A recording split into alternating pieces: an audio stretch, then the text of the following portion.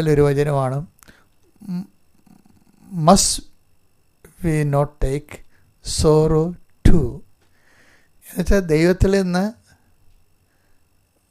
ഒത്തിരിയേറെ നന്മകൾ ലഭിച്ച നമുക്ക് എന്തെങ്കിലും ഒരു ക്ലേശം വരുമ്പോൾ അത് എന്തുകൊണ്ട് സന്തോഷത്തോടെ സ്വീകരിക്കാൻ കഴിയുന്നില്ല എന്ന് ഓരോ വിശ്വാസിയോടും കർത്താവിൻ്റെ വചനം ചോദിക്കുന്നതാണ്. എന്നൊക്കെ ഭാഗം വായിച്ച് കേൾക്കാം. ജോബ് 2:10. ദൈവകരങ്ങളിൽ നിന്ന് നന്മ സ്വീകരിച്ച നാം തിന്മ സ്വീകരിക്കാൻ മടിക്കുകയോ.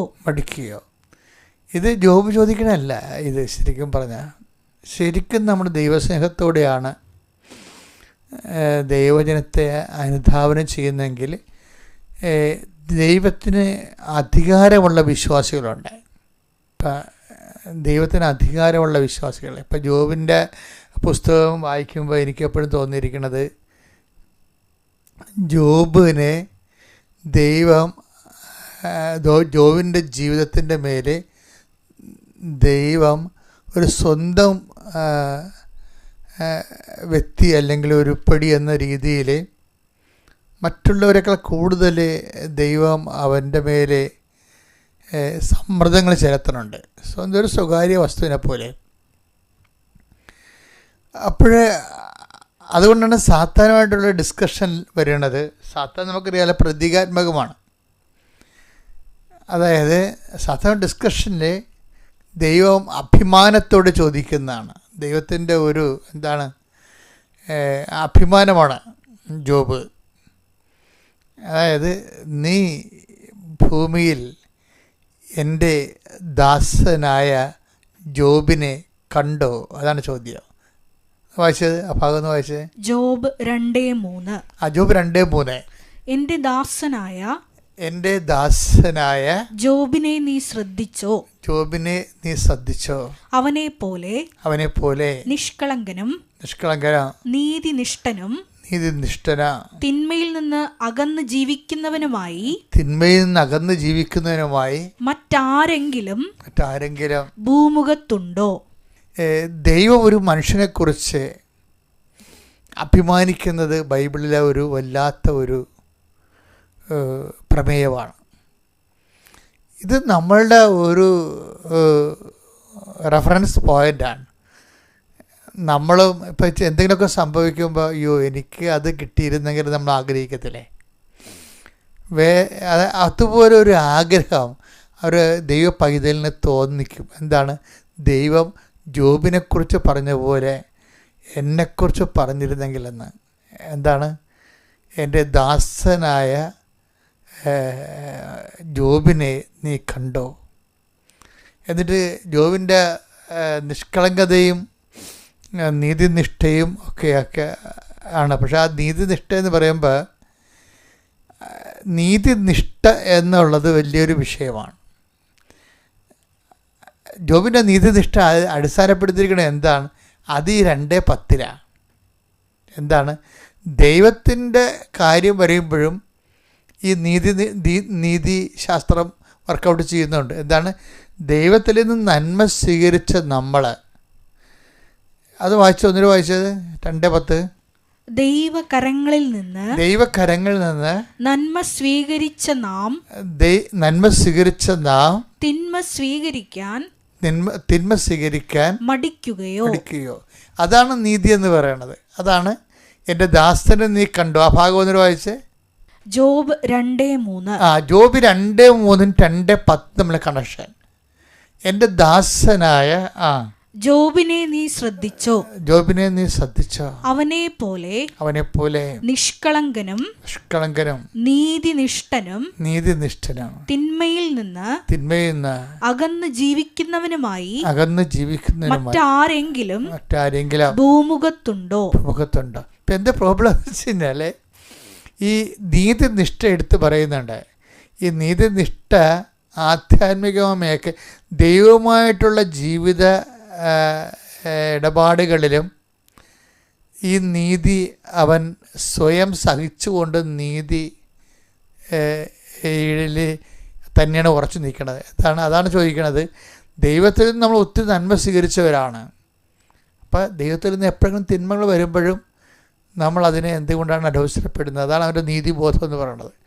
ഇതൊരു ഉയർന്ന നിലവാരമുള്ള ഒരു മാനവികതയാണ് ജോബ് കാഴ്ചവെക്കുന്നത്. ആത്മീയത മാത്രമല്ല, ഒരു ആത്മീയ മനുഷ്യൻ എന്നൊക്കെ പറഞ്ഞിട്ട് പുതിയ നിയമം അവതരിപ്പിക്കുന്ന ഒരു വലിയ സങ്കല്പമല്ല, വലിയൊരു സ്റ്റാൻഡേർഡാണ് ആത്മീയ മനുഷ്യൻ. ഈ ആത്മീയ മനുഷ്യൻ ശരിക്കും വളർന്നു തുടങ്ങുന്നത് ജോബിലൂടെയാണ് വളർന്നു വരുന്നത്. അപ്പോൾ എന്താ കാരണം വെച്ച് കഴിഞ്ഞാൽ, must be not take sorrow to, must എന്നല്ല എഴുതി.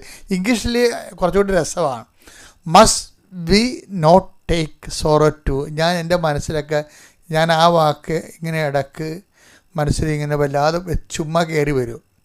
ഈ നമ്മളൊക്കെ ഓരോ വീട്ടിൽ ചെല്ലുമ്പോൾ വാതിലെ മുട്ടിക്കൊണ്ടല്ലേ ഓരോ മുറി ചെല്ലുമ്പോൾ മറ്റുള്ളവരുടെ മുറി ചെല്ലുമ്പോൾ മുട്ടുകയല്ലേ. അപ്പം അതുപോലെ പക്ഷെ മുട്ടാതെ എൻ്റെ മനസ്സിൽ കയറി വരുന്നൊരു വാക്കാണിത്. അനുവാദം ചോദിക്കാതെ മുട്ടാതെയും എൻ്റെ മനസ്സിലോട്ട് കയറി വന്ന വാക്കാണിത്. എന്ന് വെച്ച് കഴിഞ്ഞാൽ must we not take sorrow too. മസ്റ്റെന്നാണ് ഉപയോഗിച്ചിരിക്കുന്നത്. അതാണ് വിഷയം. അപ്പോൾ അതിൻ്റെ ഒരു ഓപ്ഷൻ ഇല്ല. ഇതിനൊരു ഓപ്ഷൻ ഇല്ല. അപ്പോൾ അതെന്താ പ്രശ്നം വെച്ച് കഴിഞ്ഞാൽ, എന്തുകൊണ്ടാണ് ഇതിനൊരു തിരഞ്ഞെടുപ്പ് നമ്മുടെ മുമ്പിലില്ല? നമുക്ക് നന്മ മാത്രം തിരഞ്ഞെടുത്തുകൊണ്ട് മുന്നോട്ട് പോകാനുള്ള ഒരു സ്വാതന്ത്ര്യം ദൈവം നമുക്ക് തന്നിട്ടില്ല. അതെന്താ കാര്യം വെച്ച് കഴിഞ്ഞാൽ, ദൈവത്തിനെ സംബന്ധിച്ചിടത്തോളം ദൈവം സൃഷ്ടിച്ചപ്പോൾ തന്നെ തിന്മയെന്നും പറഞ്ഞ സംഭവത്തെ സൃഷ്ടിച്ചിട്ടില്ല. അതുകൊണ്ട് എല്ലാം സൃഷ്ടിച്ചും പാമ്പിനെ വരെ സൃഷ്ടിച്ചും പറഞ്ഞു എല്ലാം നല്ലതാണെന്ന് കണ്ടു. Take the word of God. സ്തുതിക്കട്ടെ. ഹല്ലേലൂയ.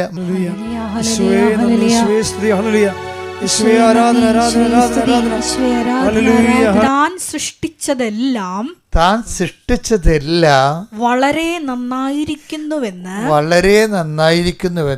ദൈവം കണ്ടു. അതായത് ഇത് ബൈബിളിൻ്റെ ആദ്യ കാലങ്ങളിൽ തന്നെ ദൈവം നിലപാട് വ്യക്തമാക്കുന്നുണ്ട്.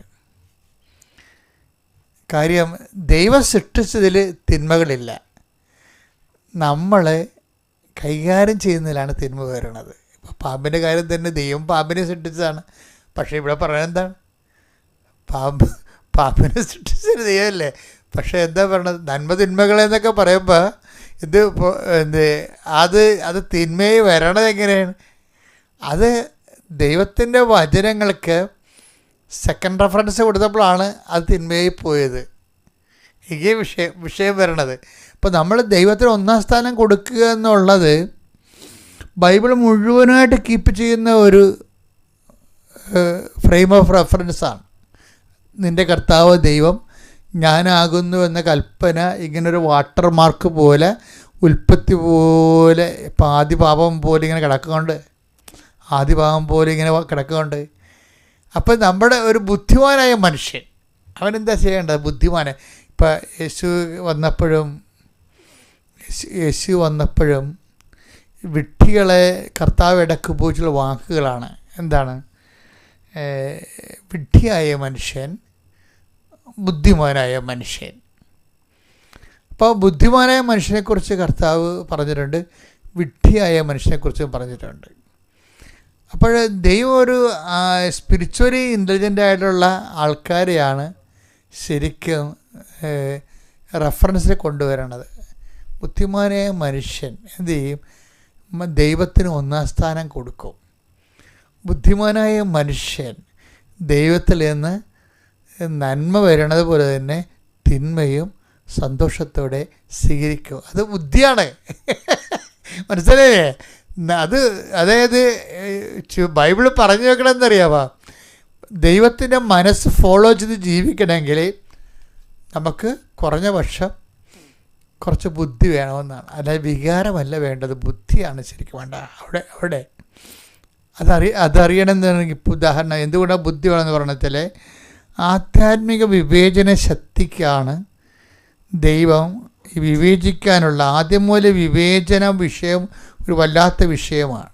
നന്മയും തിന്മയും വിവേചിക്കുക ഉൽപ്പത്തി പുസ്തകത്തിൽ അവതരിപ്പിച്ച ഒരു സബ്ജക്റ്റാണത്. നന്മയും തിന്മയും തമ്മിലുള്ള വിവേചനം, എന്നിട്ട് അത് ആണ് ബൈബിൾ ബുദ്ധി എന്ന് ഇടയ്ക്കിടയ്ക്ക് ഈശോയിൽ പറയണം. ഈശോയുടെ കാലം വരുമ്പോൾ ഈ ബുദ്ധി പറയുന്നുണ്ട്. അതെന്താ കാര്യം വെച്ച് കഴിഞ്ഞാൽ ഇപ്പം ഞാൻ ഒരു കാര്യം പറയട്ടെ നിങ്ങളോട്. അതായത് ഇപ്പം പച്ചയായ പുൽപ്പുറങ്ങളിലൂടെ അവിടുന്ന് തന്നെ നയിക്കും അല്ലേ, നിശ്ചലമായ ജലാശയത്തിലേക്ക് അവിടുന്ന് തന്നെ നയിക്കും. പച്ചയായ പുൽപ്പുറങ്ങൾ അവിടുന്ന് തന്നെ കിടത്തും. അപ്പോൾ അത് പോസിറ്റീവ് അല്ലേ? അന്ന് വായിച്ച ഭാഗം വായിച്ച് 23-ാം സങ്കീർത്തനം 2-ാം തിരുവചനം. 23-ാം സങ്കീർത്തനമാണ് 2-ാമത്തെ തിരുവചനം. പച്ചയായ പുൽത്തകിടിയിൽ അവിടുന്ന് എനിക്ക് വിശ്രമമരുളുന്നു. പ്രശാന്തമായ ജലാശയത്തിലേക്ക് അവിടുന്ന് എന്നെ നയിക്കുന്നു. സൂപ്പറാണത്. ശരി, നിശ്ചലമായ ജലാശയത്തിലേക്ക് അവിടുന്ന് എന്നെ നയിക്കുന്നു. ഇപ്പം ഒരു ബ്ലെസ്സിങ്സാണ് ഉദ്ദേശിക്കുന്നത്. നമുക്കറിയാമല്ലോ, പച്ചയായ പുൽപ്പുറങ്ങളും നിശ്ചലമായ ജലാശയത്തും കുടിയും തീറ്റിയുടെ ആടിൻ്റെ കുടിയും തീറ്റയും കുടിയുമാണ് ഉദ്ദേശിക്കുന്നത്. വിശ്രമവും 3 കാര്യങ്ങൾ ഭൗതികമായ വിഷയങ്ങളാണ്. അപ്പോൾ ഭൗതികമായ വിഷയങ്ങളിലേക്ക് ദൈവം നമ്മളെ നയിക്കും, അനുഗ്രഹത്തിലേക്ക് നയിക്കും. ഇപ്പം അവർക്ക് വീഞ്ഞില്ല എന്നൊക്കെ പറഞ്ഞത് കൂട്ടി വായിക്കാവുന്നതാണ്. ഇവിടെ യോഹന്നാൻ 2:5 അമ്മ കാനായിലെ കല്യാണ വിധി ചെല്ലുമ്പോൾ അവർക്ക് വീഞ്ഞില്ല എന്ന് പറയുമ്പോൾ അതിന് സമയമായില്ല എന്നുള്ള ഒരു വിഷയം ഈശോ പറയുന്നുണ്ടെങ്കിലും പ്രഖ്യാപിത നിലപാട് എന്താണ്? പച്ചയായ പുൽപ്പുറങ്ങളിലേക്ക് മനുഷ്യനെ ഒന്ന് വായിച്ചത് 23:2 സങ്കീർത്തനം.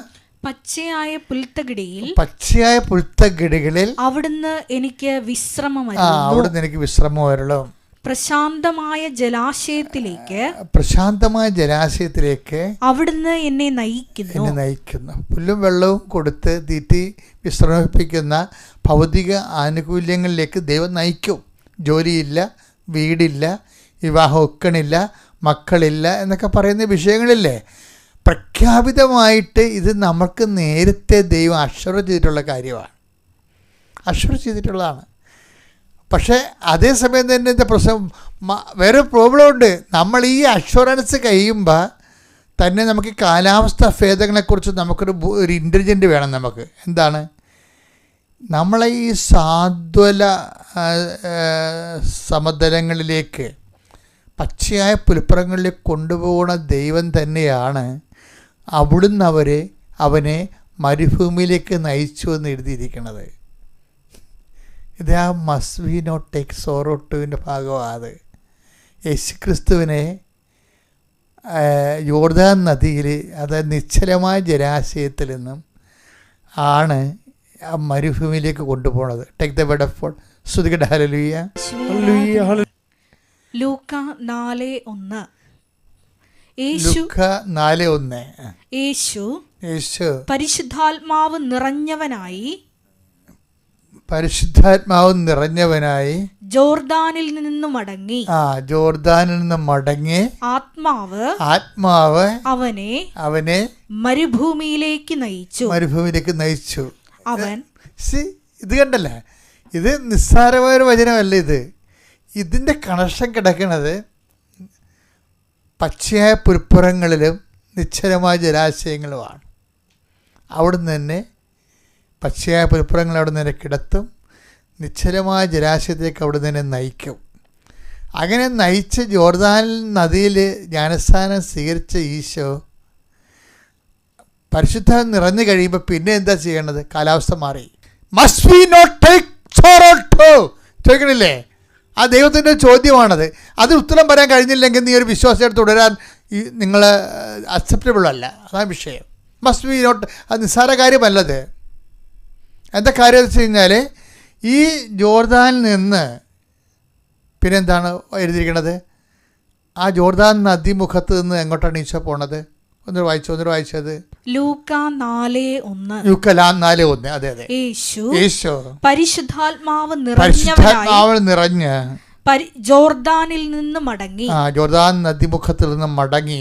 ആത്മാവ് അവനെ മരുഭൂമിയിലേക്ക് നയിച്ചു. അപ്പൊ നോക്കിയേ, ഇവ മൗനമായി തന്നെ പോവുകയാണ്. യാതൊരു റിയാക്ഷനും ഇല്ല,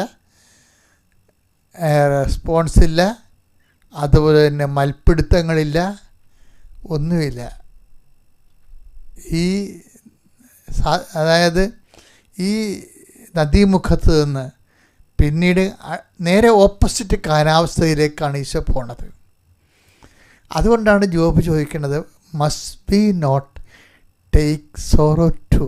അതൊക്കെ മുമ്പ് ഈശോയ്ക്ക് ഒരു സ്റ്റാറ്റസ് കൊടുക്കും ദൈവം. ഭയങ്കര രസമാണ് ഈ ബൈബിള്. അതായത് ഈ ജോർദാൻ നദി വെച്ച് ഈശോയ്ക്ക് സ്റ്റാറ്റസ് കൊടുക്കും. എന്താ പറയണത്? This is my beloved sun. അതാണ് സ്റ്റാറ്റസ്. ഈ സ്റ്റാറ്റസ് വാങ്ങിച്ചിട്ടാണ് ഈശോ മരുഭൂമിയിലേക്ക് പോണത്. അവജൊന്ന് എടുത്തേ. സ്നാനം കഴിഞ്ഞയുടൻ യേശു വെള്ളത്തിൽ നിന്ന് കയറി. അപ്പോൾ സ്വർഗം തുറക്കപ്പെട്ടു. ദൈവാത്മാവ് പ്രാവിന്റെ രൂപത്തിൽ തന്റെ മേൽ ഇറങ്ങി വരുന്നത് അവൻ കണ്ടു. ഇവൻ എൻ്റെ പ്രിയപുത്രൻ, ഇവനിൽ ഞാൻ പ്രസാദിച്ചിരിക്കുന്നു എന്ന് ഒരു സ്വരം സ്വർഗത്തിൽ നിന്ന് കേട്ടു. ഇതാണ് ഈശോയ്ക്ക് കിട്ടിയ സ്റ്റാറ്റസ്. എന്താണത്? പദവി എന്താണ്? ഇവൻ എൻ്റെ, this is my beloved sun. ഇപ്പം സ്റ്റാറ്റസ് ഡിക്ലെയർ ചെയ്ത് ഡിഫൈനായി അല്ലേ? ഇനി മരുഭൂമി എന്താ? ഇനി നേരെ ഈശോനെ മരുഭൂമിയിലേക്ക് കൊണ്ടുപോകണ കാണാം. നമ്മുടെ ജീവിതമായിട്ട് കൂട്ടിച്ച് വായിക്കണം കേട്ടോ. ഇത് നമ്മൾ പലപ്പോഴും ജീവിക്കുന്ന ജീവിതം ആധ്യാത്മിക ജീവിതമല്ല, ഭക്ത ജീവിതമാണ്. ഭക്ത ജീവിതം ആർക്ക് വേണം? നമ്മളെല്ലാം ജീവിച്ചു കൊണ്ട ജീവിതം ഉണ്ടല്ല, ഭക്ത ജീവിതമാണ്. ഭക്ത ജീവിതവും ബൈബിൾ ജീവിതവും തമ്മിൽ ചില സമയത്ത് സമാന്തര രേഖയായി പോകുന്നുണ്ട്. അതുകൊണ്ട് ഈ മനുഷ്യൻ ഗതി പിടിക്കാത്തതിൻ്റെ കാരണം എന്താ കാര്യം വെച്ച് കഴിഞ്ഞാൽ ഇത് അക്സെപ്റ്റ് ചെയ്യാൻ നമ്മൾ തയ്യാറാകണം. ഇപ്പം ഭക്തിയുടെ കൊടുമുടിയിൽ നിന്ന് ഈശോ ഇറങ്ങി എങ്ങോട്ടാണ് പോണത്? ആത്മാവിനെ മരുഭൂമിയിലേക്ക് കൂട്ടിക്കൊണ്ടു പോകും. അപ്പോൾ അവൻ്റെ ഈ സ്റ്റാറ്റസ് എന്താണ്? ബിലവഡ് സണ്ണാണ്. ഈ ബിലവഡ് സൺ ആരുടെ ബിലവഡ് സണ്ണാണ്? ദിസ് ഈസ് മൈ ബിലവഡ് സണ്ണാണ്. പിതാവായ ദൈവത്തിൻ്റെ സ്വന്തം പൊന്നോമന മകന. അതാണ് സ്റ്റാറ്റസ്. ഇനി മരുഭൂമി എക്സ്പീരിയൻസ് വരുമ്പോൾ ഇപ്പം ഈ എക്സ്പീരിയൻസ് എന്ത് എക്സ്പീരിയൻസാണ്? ദൈവം നമ്മുടെ പിതാവാണ്. നമ്മളെ ദൈവത്തിന് മഹത്വവും അതുപോലെ തന്നെ നമ്മൾക്ക് ദൈവം അംഗീകാരമൊക്കെ നൽകിക്കൊണ്ടിരിക്കുന്ന ഒരു വലിയ പശ്ചാത്തലപ്പുറങ്ങളിലാണ് നമ്മൾ നിൽക്കുന്നത്. നിശ്ചയമായ ജലാശയത്തിൽ നമ്മൾ നിൽക്കുകയാണ്. അവളും കുടിച്ച് വിശ്രമിച്ച് നിൽക്കണതാണ്. ഇവിടുന്ന് നേരെ കാലാവസ്ഥ ഭേദത്തിലേക്ക് വരും. പിന്നെ എങ്ങോട്ടാണ് പോണത്? മരുഭൂമിയിലേക്ക്. ഈ മരുഭൂമി കൊണ്ടുപോകുമ്പോൾ നമുക്കുണ്ടാവുന്ന ഒരു ബോധമുണ്ട്. എന്താ കാര്യം? ലൂക്കാ 4:1 യേശു പരിശുദ്ധാത്മാവ് നിറഞ്ഞവനായി ജോർദാനിൽ നിന്ന് മടങ്ങി. അതായത് ഈ ജോർദാനിൻ്റെ എല്ലാ സർവ്വസമ്പദ് സമൃദ്ധിയിൽ നിന്നും മടങ്ങുകയാണ്. എപ്പോഴായാലും മടങ്ങേണ്ടി വരും മക്കളെ. ദൈവ പൈതലാണ് നീ. ജോബ് മടങ്ങിയത് കണ്ടില്ലേ? ഇപ്പം ഈശോയും മടങ്ങുകയാണ് ശരിക്കും. അതായത് എപ്പോഴും സന്തോഷത്തിൻ്റെ ഒരു കാലഘട്ടം വന്നാൽ നമ്മുടെ മനസ്സിന് ആദ്യമേ ഉണ്ടാകണം ഇവിടുന്ന് മടങ്ങേണ്ടി വരുമെന്ന്. ആൾക്കാർ എന്തിനാണ് ഇങ്ങനെ ഭക്തിയും പ്രാർത്ഥനയും കാണിക്കുന്നത്? മടങ്ങാതിരിക്കാൻ വേണ്ടിയാണ്. മനസ്സിലായില്ലേ? ശരിയല്ലേ? അതായത് നമുക്ക് പണി ഉണ്ടാക്കല്ലേ, പണി വരല്ലാതിരിക്കുന്നത്. പക്ഷേ ദൈവപൈതലാണെങ്കിൽ ഈ ബൈബിളിലെ നിർഭയത്വം എന്താണ്? ബൈബിളിലെ നിർഭയത്വം എന്ന് പറയുന്നത് വിൽ ഓഫ് ഗോഡ് സ്വീകരിക്കാനുള്ള കഴിവിനാണ് നിർഭയത്വം എന്ന് പറയുന്നത്. അല്ലാതെ ഇടിവെട്ടും പാമ്പ് കഴിയൊന്നുമല്ല. ബൈബിളിലെ നിർഭയത്വം എന്ന് പറഞ്ഞാൽ എന്താണ്? വിൽ ഓഫ് ഗോഡ് കാലാവസ്ഥ ഭേദങ്ങളോടുകൂടി അക്സെപ്റ്റ് ചെയ്യാനുള്ള കഴിവിനാണ് ബൈബിൾ നിർഭയത്വം എന്ന് പറയുന്നത്. എന്താ കാര്യം? ഈ നിർഭയത്വത്തിൻ്റെ കൂടെ വേറൊരു സാധനം വരുന്നുണ്ട്. Fear not, the kingdom of God is at hand. അതായത് തമ്മിൽ യോജിച്ചാൽ പോണത്. വിൽ ഓഫ് ഗോഡ് വരുമ്പോൾ ഇപ്പം ഈശോ ആത്മാവ് അവനെ, വിൽ ഓഫ് ഗോഡാണത്. വായിച്ച ഭാഗം ആത്മാവ് അവനെ മരുഭൂമിയിലേക്ക് നയിച്ചു. ഒന്ന് പറഞ്ഞ മക്കളും, ആത്മാവ് അവനെ മരുഭൂമിയിലേക്ക് നയിച്ചു. അപ്പൊ ഒരു ദൈവ പൈതലാകുമ്പോൾ സ്വാഭാവികമായിട്ടും മരുഭൂമിയാണെങ്കിലും നയിക്കണ ദൈവമാണെന്നൊരു ബോധം ഉണ്ടാകണം. ഇപ്പം കടമാണ്, രോഗമാണ്, ഭർത്താവ് എന്നോട് സംശയമാണ്, എൻ്റെ മക്കളുടെ മുമ്പിൽ എനിക്ക് വരയില്ല എന്നൊക്കെ പറയാം നമുക്ക്. അപ്പോഴും ഓർക്കണം, ദൈവവേദനെ നീ പതറരുത്, ഭയപ്പെടുകയും ചെയ്യരുത്. എന്താണ്? നയിക്കണത് ദൈവമാണെന്നുള്ള ബോധം ഉണ്ടാകണം. ആത്മാവ് അവനെ എങ്ങോട്ട് നയിച്ചു? ആത്മാവ് പണ്ടിവനെ നയിച്ചു. എങ്ങോട്ടാണ് നയിച്ചത്?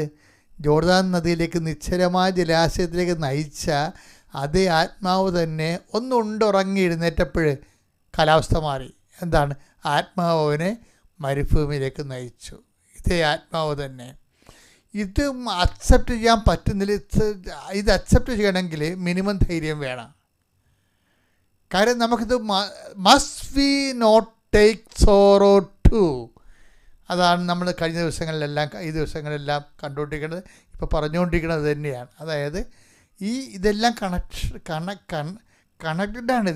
ഇതെല്ലാം വെച്ചാൽ നമ്മൾക്ക് ഇനി ഈശോ മരുഭൂമിയിൽ ചെല്ലുമ്പോഴെന്താ സംഭവിക്കണത്? മരുഭൂമി ചെല്ലുമ്പോൾ നമുക്ക് പ്രതീക്ഷിക്കാവുന്നതെല്ലാം സംഭവിക്കുന്നുണ്ട് അവിടെ. എന്താ കാരണത്? മരുഭൂമിയിൽ ചെല്ലുമ്പോൾ സംഭവിക്കണത് എന്താണ്? പരീക്ഷണങ്ങളാണ് വരണത്. പിന്നെ മരുഭൂമി എന്ന് പറഞ്ഞാൽ പിന്നീട് വചനം ഞാൻ ഓർത്തില്ല, ഈ ബൈബിൾ ഇത്രയും ഡെപ്താണെന്നറിയത്തില്ലേ. വിലാപങ്ങളുടെ പുസ്തകത്തിലൊക്കെ കണ്ടില്ലേ, 3:22 ഓരോ ദിവസവും കർത്താവ് പുതിയ സ്നേഹമെന്ന് പറയരുത്. ഇതുപോലെയാണ് പുതിയ സ്നേഹവും പുതിയ സംഭാഷണവും. ഒരേ വചനം തന്നെ ആയിരിക്കും, പക്ഷേ ഓരോ ദിവസവും കർത്താവ് വ്യത്യസ്തങ്ങളായ വചനത്തിന് പ്രത്യേകമായ കമ്മ്യൂണിക്കേഷൻ മോഡ് തരും. ഒരേ വചനത്തിൻ്റെ ഫ്രെയിം എടുത്തിട്ട് അതിലൂടെ മൾട്ടി കമ്മ്യൂണിക്കേഷൻസ് നടത്തും. സംവേദനം ചെയ്യുന്ന ആശയങ്ങൾ വ്യത്യസ്തമായിരിക്കും. സംഭാഷണവും വാക്കുകളെല്ലാം ഒന്നായിരിക്കും, ആശയം വേറെ ആയിരിക്കും. അങ്ങനെയാണ് വചനം കമ്മ്യൂണിക്കബിൾ ആകണത്. സംഭാഷണമൊക്കെ എല്ലാം ഒന്നായിരിക്കും, ആശയം വേറെ ആയിരിക്കും. പലപ്പോഴും അതാണ് ഈ ഓരോ പ്രഭാതത്തിലും. ഇപ്പം നിങ്ങൾ ഓരോ പ്രഭാതത്തിലും, അതായത് വിലാപങ്ങൾ എടുത്തേ, വിലാപങ്ങൾ 3:22-23. വിലാപങ്ങൾ 3:22-23. കർത്താവിന്റെ സ്നേഹം ഒരിക്കലും അസ്തമിക്കുന്നില്ല. അവിടുത്തെ കാരുണ്യം അവസാനിക്കുന്നില്ല. ഓരോ പ്രഭാതത്തിലെ അത് പുതിയതാണ്. അവിടുത്തെ വിശ്വസ്തത ഉന്നതമാണ്. നമ്മുടെ ഓരോ ജീവിതത്തിലും ദൈവത്തിന് പുതിയ പുതിയ കാര്യങ്ങളും പുതിയ ദൈവാനുഭവങ്ങളും പുതിയ ലൈഫ് ഒരിക്കലും ഒരു മൊണോട്ടണസ് ആകത്തില്ല. ഒരു വിശ്വാസം സംബന്ധിച്ചിടത്തോളം ലൈഫ് മൊണോട്ടണസ് ആയിരിക്കും, ചിലർക്ക് ബോറടിക്കത്തില്ലേ. കാരണം ദൈവവുമായിട്ട് നമുക്ക് ഒരു ബന്ധം സ്ഥാപിച്ചു കഴിഞ്ഞാൽ എനിക്ക് തോന്നുന്നത് ആദ്യം മാറുന്നത് ബോറായിരിക്കും. നമ്മൾ എത്ര വലിയ ഒരു ആൾക്കാരായാലും ഇപ്പോൾ ഭൂപേന്ദ്ര സിംഗ് അങ്ങനെ ഒരു രാജാവുണ്ടായിരുന്നു, പഞ്ചാബിയായിരുന്നു. അയാളുടെ ഒരു കുതിരവണ്ടി മുഴുവൻ രത്നങ്ങളായിരുന്നു അദ്ദേഹം മരിക്കണ കാലത്ത്. അതിങ്ങനെ തറപ്പടിയിട്ട് മൂടി ചെയ്തിരിക്കുക, അറിയത്തില്ല. പുള്ളി മരിച്ചു കഴിഞ്ഞാൽ ആരോ ക്ലീൻ ചെയ്യാൻ ചെന്നപ്പോഴാണ് ഈ രത്നം മുഴുവൻ കാണുന്നത്. അത്രയ്ക്ക് സമ്പന്നനായിരുന്നൊരു മനുഷ്യനാണ്. അദ്ദേഹത്തിൻ്റെ രോഗം അദ്ദേഹത്തിൻ്റെ രോഗം ബോറ് ഭയങ്കര മുഷിപ്പാണ്. The freedom at midnight എന്ന് പറഞ്ഞ പുസ്തകമുണ്ട്, അതിൽ ഇദ്ദേഹത്തെക്കുറിച്ച് എഴുതിയിട്ടുണ്ട്. ഡൊമിനിക് ലാപ്പിയൻ്റെ പുസ്തകമാണ് അതിനകത്ത്. അപ്പോൾ അദ്ദേഹത്തിന് പേർഷ്യയിൽ നിന്ന് വൈദ്യന്മാർ വന്നിട്ട് പ്രാവിൻ്റെ കരൾ അരച്ച് കൊടുത്താണ് ഈ മനുഷ്യൻ്റെ ബോറ് മാറ്റാൻ നോക്കണത്. മാറിയില്ല, നടന്ന കാര്യമാണ്, ചരിത്രമാണത്. ബോറ് മാറാത്തൊരു സാധനമാണത്. പക്ഷേ ദൈവം ആണ് ശരിക്കും ബോറ് മാറ്റാൻ ഏറ്റവും നല്ല ആളാണ്. എന്ന് വെച്ച് കഴിഞ്ഞാൽ നമ്മൾ ദൈവ സ്നേഹത്തിലായിക്കഴിഞ്ഞാൽ ദൈവം നമ്മുടെ ലൈഫിനെ പുതുക്കിക്കൊണ്ടേയിരിക്കും. ചിന്ത പുതുക്കും, അഭിരുചികൾ നമ്മൾ ചോദിക്കുമ്പോൾ വെക്കുമ്പോൾ നമുക്ക് ഓരോരോ സിറ്റുവേഷൻസ് മാറുമെന്നാണ് നിങ്ങൾ വിചാരിക്കുക. അങ്ങനെയല്ല, സിറ്റുവേഷനെ കാണാനുള്ള ഒരു അഭിരുചികളും അതുപോലെ തന്നെ ആശയ സംവേദനങ്ങളും അത് നമ്മളിലുണ്ടാക്കുന്ന ഈ സിറ്റുവേഷൻസും നമ്മളുണ്ടാക്കുന്ന അനുഭൂതികളൊക്കെ വ്യത്യസ്തമായിരിക്കും. അതായത് സിറ്റുവേഷണൽ അനോയിൻറ്റിങ് എന്ന് പറയും. ഇപ്പോൾ ഒരു വൈഫ് തന്നെ അല്ലെങ്കിൽ ഒരു കുഞ്ഞ് തന്നെ ഇപ്പോൾ ചില ആൾക്ക് വയസ്സന്മാരൊക്കെ സ്നേഹിക്കണില്ലേ ശരിക്കും? അതെന്താ കാര്യം? വയസ്സന്മാർ ചെറുപ്പക്കാർ സ്നേഹിക്കുന്നതിനേക്കാളും വയസ്സന്മാരായിട്ട് ഭാര്യ ഭർത്താക്കന്മാർ സ്നേഹിക്കുന്നവരുണ്ട്. അതെന്താ കാര്യം? അവരുടെ ബോഡിയുടെ ഒരു വസന്തകാലം കഴിഞ്ഞെങ്കിലും അനോയിൻറ്റിങ് അവിടെ നിലനിൽക്കുന്നുണ്ട് സ്നേഹത്തിൻ്റെ. അവർക്ക് പുതിയൊരു അഭിഷേകം കിട്ടിയിരിക്കുന്നതാണത്. ഈ വാർദ്ധക്യം എന്ന് പറയണ പോലും ഒരു സങ്കല്പം മാത്രമാണ്. അനുഭവതലത്തിലെ അഭിഷേകമാണ് സത്യം എന്ന് പറയണത്. എന്താണ്? 75 വയസ്സായാലും ചില വൈഫ് ഹസ്ബൻഡും ഒക്കെ അവർ പണ്ട് സ്നേഹിച്ചേക്കാൾ നല്ലവണ്ണം സ്നേഹിച്ച് പോകുന്നുണ്ട്. അതൊരു പുതിയൊരു അനുഭൂതി, അഭിഷേകം കിട്ടിയിരിക്കണം, പുതിയ അഭിഷേകം. ഈ പുതിയ അഭിഷേകം എന്നുള്ളത് ബൈബിൾ മുന്നോട്ട് വെക്കുന്ന സൃഷ്ടികൾക്ക് സർവൈവ് ചെയ്യാനും ബോറ് മാറ്റാനും വേണ്ടി ദൈവം കൊടുത്തിരിക്കുന്ന ഒരു സാധ്യതയാണ് പുതിയ അഭിഷേകം. സങ്കീർത്തനം 92:10. എന്നാൽ അവിടുന്ന് എന്റെ കൊമ്പ് കാട്ടുപോത്തിന്റെ കൊമ്പ് പോലെ ഉയർത്തി അവിടുന്ന് എന്റെ മേൽ പുതിയ തൈലം ഒഴിച്ചു. ഇതാണ് പുതിയ അഭിഷേകം എന്ന് പറയുന്നത്. പുതിയ തൈലം ഒഴിച്ചു. വയസ്സ് ചിലപ്പോൾ 90 ഉണ്ടാകാം, പക്ഷേ അഭിഷേകം ചിലപ്പോൾ 19 വയസ്സിൻ്റെ അഭിഷേകമായിരിക്കും. വയസ്സ്. അപ്പോൾ എൻ്റെ മക്കളെ, എന്തിന് നിങ്ങൾ ആധ്യാത്മികത ആയിരിക്കണം എന്ന് ചോദിച്ചാൽ ബൈബിൾ നൽകുന്ന അനന്തമായ അനോയിൻറ്റിങ്ങിൻ്റെ സാധ്യത നിങ്ങളെ പ്രയോജനപ്പെടുത്തണമെന്നാണ് ഉദ്ദേശിക്കുന്നത്. ഓരോ പ്രഭാതത്തിലും ഇപ്പോൾ വിലാപങ്ങളുടെ 3:22 കൂടെയാണ് ശരിക്കും പറഞ്ഞാൽ ഈ സങ്കീർത്തനം 92:10 കൂട്ടുവാക്കേണ്ടത്. എന്താ കാര്യം? വിലാപം എന്താ പറയുന്നത്? ഓരോ പ്രഭാതത്തിലും അവിടെ നിനക്ക് പുതിയ സ്നേഹം തന്നു. എങ്ങനെയാണ്? അവിടുന്ന് പുതിയ അഭിഷേകം എന്നിൽ തൈലം ഒഴിച്ചു എന്ന് പറഞ്ഞു വെച്ച് കഴിഞ്ഞാൽ നമ്മളിപ്പോൾ ചിന്തിക്കുന്ന ജോലി, ഇപ്പോൾ എല്ലാ മനുഷ്യൻ്റെ ഏറ്റവും വലിയ പ്രശ്നം ബോറല്ലേ? എല്ലാവരും എന്തുകൊണ്ടാണ് ഔട്ട്പുട്ട് കുറയുന്നു എന്നൊക്കെ പറയുന്നതിൻ്റെ കാര്യം? കുറച്ച് കഴിയുമ്പോൾ ഇങ്ങനെ ഡൗൺ ആകും. ഇപ്പോൾ കോർപ്പറേറ്റുകളൊക്കെ എന്താ ചെയ്യിക്കണത്? കോർപ്പറേറ്റുകളൊക്കെ ആൾക്കാരെ കൊണ്ട് പണി ചെയ്യിക്കണായിട്ടില്ലേ? ടൈയൊക്കെ കെട്ടിക്കൊടുത്ത് അവരുടെ സ്റ്റാറ്റസൊക്കെ വർദ്ധിച്ചെന്ന് അവരെ കൊണ്ട് ബോധ്യപ്പെടുത്തിയിട്ട് വല്ലതും 10-12 രൂപ കൊടുക്കും. ഭയങ്കര കഷ്ടപ്പാടാണ് അത്. സ്റ്റാൻഡേർഡായിട്ടൊക്കെ വന്ന് ഇറങ്ങാം, ഒക്കെ കുഴപ്പമൊന്നുമില്ല. അതായത് പക്ഷേ എന്താ പ്രശ്നം വെച്ചാൽ 11 മണിയാകുമ്പോൾ അവർക്ക് ചിക്കൻ കൊടുക്കും, ഒരു ജ്യൂസും കൊടുക്കും, ഒരു ചിക്കൻ ഫ്രൈയും കൊടുക്കും, ഒരു ജ്യൂസും കൊടുക്കും അല്ലേ? അപ്പോൾ നമ്മളൊക്കെ വെൽ ട്രീറ്റഡ് എല്ലാവരും അങ്ങനെയാണല്ലോ പറയണത്. Well treated. എന്തിനാണ് വെൽ ട്രീറ്റ് ചെയ്യണത്? എന്തിനാണ്? ഇവൻ ചായ പോകാതിരിക്കാൻ വേണ്ടിയാണ്. ഇവൻ ചായ കുടിച്ച് പോയ പിന്നെ അരമണിക്കൂർ പോവേ. ഇവന് കൊണ്ടുവന്ന ഈ സാധനം മുമ്പിൽ കൊടുത്തു കഴിഞ്ഞാൽ ഇവൻ പോകത്തില്ലല്ല. 30 മിനിറ്റ്സ് 30 മിനിറ്റിന് പകരം 5 മിനിറ്റ് കൊണ്ട് ആ ചപ്പർ ക്ലോസ് ചെയ്യും. ബാക്കി 25 മിനിറ്റ് കോർപ്പറേറ്റിന് ലാഭമാണ്. പക്ഷേ എന്നാലും സെയിം വർക്ക് തന്നെ ചെയ്തുകൊണ്ടിരിക്കണമെങ്കിൽ ഇവന് ബോറടിക്കും. അവനെന്ത് ചെയ്യും? ടേബിൾ ചേഞ്ച് ചെയ്ത് കൊടുക്കും, എന്നിട്ട് സ്റ്റാർ കൊടുക്കും. ശമ്പളം വല്ല 10-50 രൂപ അല്ലെങ്കിൽ 5000 രൂപയൊക്കെ കൂട്ടി കൊടുക്കുകയുള്ളൂ. പക്ഷേ എന്ത് ചെയ്യും? ബോറ് മാറ്റാൻ വേണ്ടി അവൻ്റെ വർക്കിംഗ് ഔട്ട്പുട്ട് നോക്കിയിട്ട് അസസ് ചെയ്തിട്ട് പുതിയ ടേബിളിലേക്ക് കൊടുക്കും. പുതിയ ടേബിളും പുതിയ ആംബിയൻസ് ക്രിയേറ്റ് ചെയ്ത് കൊടുക്കും. ഇപ്പോൾ ചില ആൾക്കാരെ പറയുന്നത് 7 മാസം കൂടുമ്പോൾ മുറിയല്ല. ഇപ്പം ഞാൻ എൻ്റെ മുറികൾ 7 മാസം കൂടുമ്പോഴൊക്കെ മാറാറുണ്ട്. അതെന്ന് വെച്ച് കഴിഞ്ഞാൽ ഞാൻ എപ്പോഴും എഴുതുമ്പോൾ സെയിം സിറ്റുവേഷൻസ് വരുമ്പോൾ എഴുത്തിനെ ബാധിക്കാതിരിക്കാൻ വേണ്ടി ചെയ്യണതാണ്. ഒരു ചെറിയൊരു ആൾട്രേഷൻസ് വരുത്തും. കാര്യം എൻ്റെ പുസ്തകങ്ങൾ എനിക്ക് അവിടെ നിന്നൊക്കെ എടുക്കണമല്ലോ. അപ്പോൾ ഏറ്റവും അത്യാവശ്യമുള്ള പുസ്തകങ്ങൾ അടുത്ത് വെക്കാൻ വേണ്ടി ഞാൻ ചിലത് റീഅറേഞ്ച് ചെയ്യും. ബോറിൻ്റെ പ്രശ്നമല്ലത്. പക്ഷേ എന്നാലും ശരി, മനുഷ്യൻ്റെ മനസ്സിൽ ഇങ്ങനെ ഒരു പ്രശ്നങ്ങളുണ്ട്. ഒരാളെ കാണുമ്പോൾ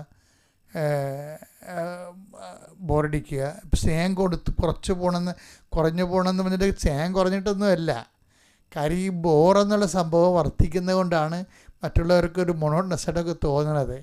പക്ഷേ ആധ്യാത്മികതയിൽ ഉണ്ടാകുമ്പോൾ നമ്മളെ സംബന്ധിച്ചിടത്തോളം ഇതിൻ്റെ പാക്കേജ് കൂടി ഇട്ടുകൊണ്ടാണ് ദൈവം സൃഷ്ടികൽപ്പന ചെയ്തിരിക്കുന്നത്. അതാണ് ഓരോ പ്രഭാതത്തിലും പുതിയ കാഴ്ചപ്പാട്. നമ്മുടെ കുഞ്ഞുങ്ങളെയും ഒക്കെ പുതിയ കണ്ണുകൊണ്ട് നമ്മൾ കാണും. അതുപോലെ തന്നെ നമ്മൾ ചെയ്തുകൊണ്ടിരിക്കുന്ന വിഷയങ്ങൾ തന്നെ, നീ ഇപ്പോൾ ഒരു ജോലിക്കാരനാണെന്ന് വിചാരിച്ചോ, ആ ജോലിയിലൊക്കെ ഓരോരോ പുതിയ ത്രില്ലുകൾ തന്നുകൊണ്ട് അപ്പം നിങ്ങൾ ചോദിക്കും അതിനെന്താ ചെയ്യേണ്ടതെന്ന് ചോദിച്ചു കഴിഞ്ഞാൽ, അതിന് ചെയ്യേണ്ട ഒന്നാമത്തെ കാര്യം എന്ന് പറഞ്ഞാൽ ഈശോയുടെ ഈ ആത്മാവ് ഇവനെ നയിച്ചുകൊണ്ട് പോകണമെന്ന് പറഞ്ഞില്ലേ. ഇവനൊരു നല്ല സ്റ്റാറ്റസ് കൊടുത്തിട്ടാണ് ഇവനെ ആത്മാവ് കൊണ്ടുപോകണത്. നമ്മളത് വായിച്ചതാണത്, അല്ല ഈ ദിവസം കണ്ടതല്ലേ അത്. അതായത് ഇതിനെ ഈശോ ശാന്തമായിട്ടാണ് ഈ വിഷയത്തെ അക്സെപ്റ്റ് ചെയ്യണത്. ശാന്തമായിട്ട് മരുഭൂമിയിലേക്കാണല്ലോ പോണത്. അവിടെ ചെല്ലുമ്പോൾ ഇനിയും വല്ലാത്ത പെടുമരണമായിരിക്കുക. അപ്പോഴെല്ലാം ഞാൻ ആദ്യം നേരത്തെ പറഞ്ഞിട്ടുള്ള must we not sorrow to take sorrow to, അത് ജോബിൻ്റെ കാറ്റഗറിക്കൽ ക്വസ്റ്റ്യനാണ്. ഈശോ ജോർദാൻ നദിയുടെ സാന്ത്വല സമതലങ്ങളിൽ നിന്നും വിശ്രാന്തി അരുളുന്ന നിശ്ചലമായ ജലാശയത്തിൽ നിന്നും ആത്മാവ് അവനെ മരുഭൂമിയിലെ കൊണ്ടുവരുമ്പോൾ ഹി വാസ് കൂൾ ഡൗൺ. ശബ്ദമായിരുന്നു ആ വിഷയത്തെക്കുറിച്ച്. എന്ന് വെച്ച് കഴിഞ്ഞാൽ കാലാവസ്ഥ ഭേദങ്ങളിലെ ഒരു വ്യക്തി കൈവരിക്കുന്ന സുവിശേഷ വിഹിതമായ സംയമനം, അത് ദൈവം കൗണ്ട് ചെയ്യണതാണ്. അഭിഷേകത്തിൻ്റെ അടിസ്ഥാനം അതാണ്. എന്താണ്? കാലാവസ്ഥ ഭേദങ്ങളെ ഇപ്പം എല്ലാവരുടെയും പ്രശ്നം അതാണ്. ഇപ്പം കെട്ടിച്ച പെണ്ണുങ്ങൾ കെട്ടണമെങ്കിൽ തന്നെ മനസ്സിൽ തീരുമാനിക്കും, ഞാനൊരു കാരണവശാൽ അവിടെ പൊറുക്കത്തില്ല, വീട്ടിൽ തന്നെ പൊറുക്കത്തുള്ളൂ വിചാരിക്കും. അപ്പം അതുകൊണ്ട് ഒന്നെങ്കിൽ അവൾ എത്രയും വേഗം പ്രഗ്നൻ്റായിട്ട് വയറ് വീർത്ത് തിരിച്ചു വരുവരും. അന്നേരം ആരോടും പറയത്തില്ല, കെട്ടിയാൽ പിന്നെ ഇവൾ പോകത്തില്ല.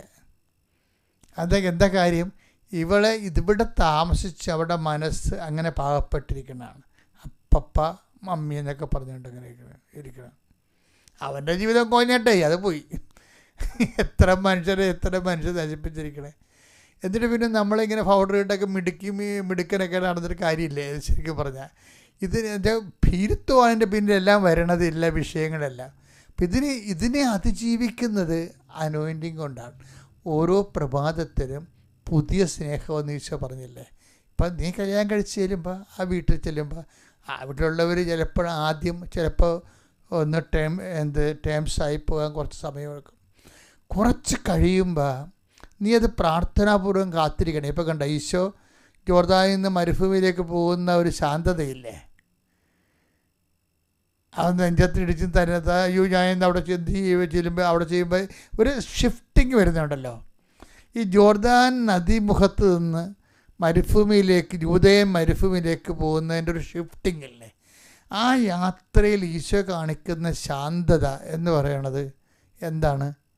ഈ ഒരു ശാന്തതയാണ് ഷിഫ്റ്റിങ്ങിന്, ട്രാൻസിഷനിൽ വരേണ്ടത്. ട്രാൻസിഷൻ ജീവിതത്തിൻ്റെ വളർച്ചയുടെ ഒരു ഘടകമാണ്. ട്രാൻസിഷൻ എപ്പോഴും സിറ്റുവേഷൻ, പുതിയ അഭിഷേകത്തിന് വേണ്ടി ട്രാൻസിഷൻ സംഭവിച്ചുകൊണ്ടിരിക്കും. പുതിയ അഭിഷേകത്തിന് വേണ്ടി ട്രാൻസിഷൻ സംഭവിച്ചുകൊണ്ടിരിക്കും, ഷിഫ്റ്റിങ് സംഭവിച്ചുകൊണ്ടിരിക്കും. ഈ ഷിഫ്റ്റിങ്ങിന് ചില ആൾക്കാർ ഭയങ്കരമായിട്ട് കയർക്കും, ചിലർക്ക് പ്രതിരോധിക്കാം, കയർക്കാം. ആ കയർക്കും പ്രതിരോധിച്ചുകൊണ്ട് നമ്മൾ സ്റ്റാറ്റസ് കോ കീപ്പ് ചെയ്യാം, പക്ഷെ വളരത്തില്ല. ദൈവത്തിന് ഇടപെടാൻ പറ്റത്തില്ല. ദൈവത്തിന് ഇടപെടാൻ പറ്റത്തില്ലെന്ന് ദൈവത്തിന് അനുഭവം കൊണ്ട് മനസ്സിലായ പിന്നെ ദൈവം ഇടപെടത്തില്ല. അതാണ് ഏറ്റവും വലിയ. എന്താണ് ട്രാജഡി എന്ന് ചോദിച്ചു കഴിഞ്ഞാൽ, എന്താണ് മനുഷ്യന്മാരുടെ ട്രാജഡി എന്ന് വെച്ച് കഴിഞ്ഞാൽ, ദൈവത്തിന് ഇടപെടാൻ പറ്റാത്ത ഒരു ഉരുപ്പടിയായിട്ട് നീ കൺവേർട്ട് ചെയ്ത് വന്നു കഴിഞ്ഞാൽ ദൈവം പിന്നെ നിൻ്റെ കാര്യത്തിൽ ഇടപെടത്തില്ല. എങ്ങനെയെങ്കിലും ജീവിക്കാൻ പറയും. കാര്യം ദൈവത്തിന് ഇടപെടാൻ പറ്റുന്നില്ലെങ്കിൽ പിന്നെ ഉടമസ്ഥാവകാശമൊക്കെ ദൈവം എഴുതി തള്ളും. നിസ്സാര കാര്യം. അതാണ്, ഉടമസ്ഥനാണെങ്കിൽ ദൈവത്തിന് അഭിമാനം ഉണ്ടാകും. ഈ രണ്ട് ഉടമസ്ഥരെ ഞാൻ അവതരിപ്പിച്ചായിരുന്നു ഈ ദിവസങ്ങളിൽ, ഈ സമയത്ത്. എന്തൊക്കെയാണ്? ഒന്ന് യേശു, ഒന്ന് ജോബും. ജോബിനോട് പറഞ്ഞു, നീ എൻ്റെ ദാസനെ കണ്ടോ? ദൈവം അവൻ്റെ ഓണർഷിപ്പ് ടേക്കപ്പ് ചെയ്തിരിക്കുകയാണ്. യേശുവിനും അങ്ങനെ തന്നെയാണ്. This is my beloved son in whom I am well pleased എന്ന് വെച്ച് കഴിഞ്ഞാൽ എന്താ? ഇത് രണ്ടും ഒരേ ടൈപ്പ് മനുഷ്യരാണ് ശരിക്കും. അതായത് ദൈവപിതാവിന് അംഗീകരിക്കാൻ പറ്റിയ ആൾക്കാർ, ഉടമസ്ഥതയുള്ള ദൈവത്തിൻ്റെ ഉടമസ്ഥത അംഗീകരിക്കുന്ന കാരണം ഇവർ രണ്ടുപേരും, ജോബും അതുപോലെ തന്നെ ഈശോയും. ഇതുപോലെ നമ്മുടെ ജീവിതത്തിലും വരും. ദൈവം ഓണർഷിപ്പ് ഡിക്ലെയർ ചെയ്യും. അപ്പോൾ ചില ആൾക്കാർ സമ്മതിക്കത്തില്ല, ഓണർഷിപ്പ് സംഭവിക്കില്ല. അപ്പം ദൈവത്തിനൊക്കെ ഇഷ്ടമാണ്. ദൈവത്തിനോട് ഇനി പ്രാർത്ഥന വേണേൽ പ്രാർത്ഥന കൊടുക്കാം, വെടി വേണേൽ പെടി കൊടുക്കാം, പുക വേണേൽ പുക കൊടുക്കാം, പൂ വേണേൽ പൂ കൊടുക്കാം, തിരി വേണേൽ തിരി കൊടുക്കാം. ഈ നക്കാപ്പിച്ച സാധനങ്ങളെല്ലാം കൊടുക്കും. എന്നിട്ട് ദൈവത്തിന് അടിച്ചു മാറ്റാവുന്ന ഇങ്ങനെ വിദ്യാധാരണയിൽ ഇങ്ങനെ ഭക്തജീവികൾ ഇങ്ങനെ നടക്കുകയും ചെയ്യും. പക്ഷെ ഒരിക്കലും ദൈവത്തിൻ്റെ ആ സമാനത ഓണർഷിപ്പിലേക്ക് വരത്തില്ല. ഓണർഷിപ്പിലേക്ക് വരണമെന്നുണ്ടെങ്കിൽ ഇത് കണ്ട ഈ ഷിഫ്റ്റിംഗ് ബുദ്ധിപരമായി കൈകാര്യം ചെയ്യണം. അതുകൊണ്ടാണ് ഈശോ എപ്പോഴും വിഡ്ഢിയാനും ബുദ്ധിമാനെന്ന് പറയണത്. ബുദ്ധിമാനായ മനുഷ്യനെന്ന് പറയും. ബുദ്ധിമാനായ എന്താണ്? അതായത് ദൈവത്തിൻ്റെ ഓണർഷിപ്പ് ഡിക്ലെയർ ചെയ്യുമ്പോൾ അത് അക്സെപ്റ്റ് ചെയ്യാനുള്ള ഒരു ബുദ്ധിയുണ്ട്. തന്ത്രപരമായ ബുദ്ധിയാണത് ശരിക്കും പറഞ്ഞാൽ. ഈ ബുദ്ധിയോടുകൂടി കർത്താവ് ഓണർഷിപ്പ് അംഗീകരിച്ച് പ്രിയപുത്രനാണെന്ന് പറഞ്ഞാലും ഇത് മനസ്സിൽ ഏറ്റുകൊണ്ടാണ് ഈ പ്രിയപുത്രൻ എന്നുള്ള സ്റ്റാറ്റസിന് ആ പ്രലോഭനം വരുന്നത് അവിടെ വെച്ചാണ്. ഈ പ്രിയപുത്രൻ എന്നുള്ള സ്റ്റാറ്റസ് ബ്രാൻഡഡായി കഴിയുമ്പോഴാണ് പിന്നെ പ്രലോഭനങ്ങൾ തുടങ്ങണത്.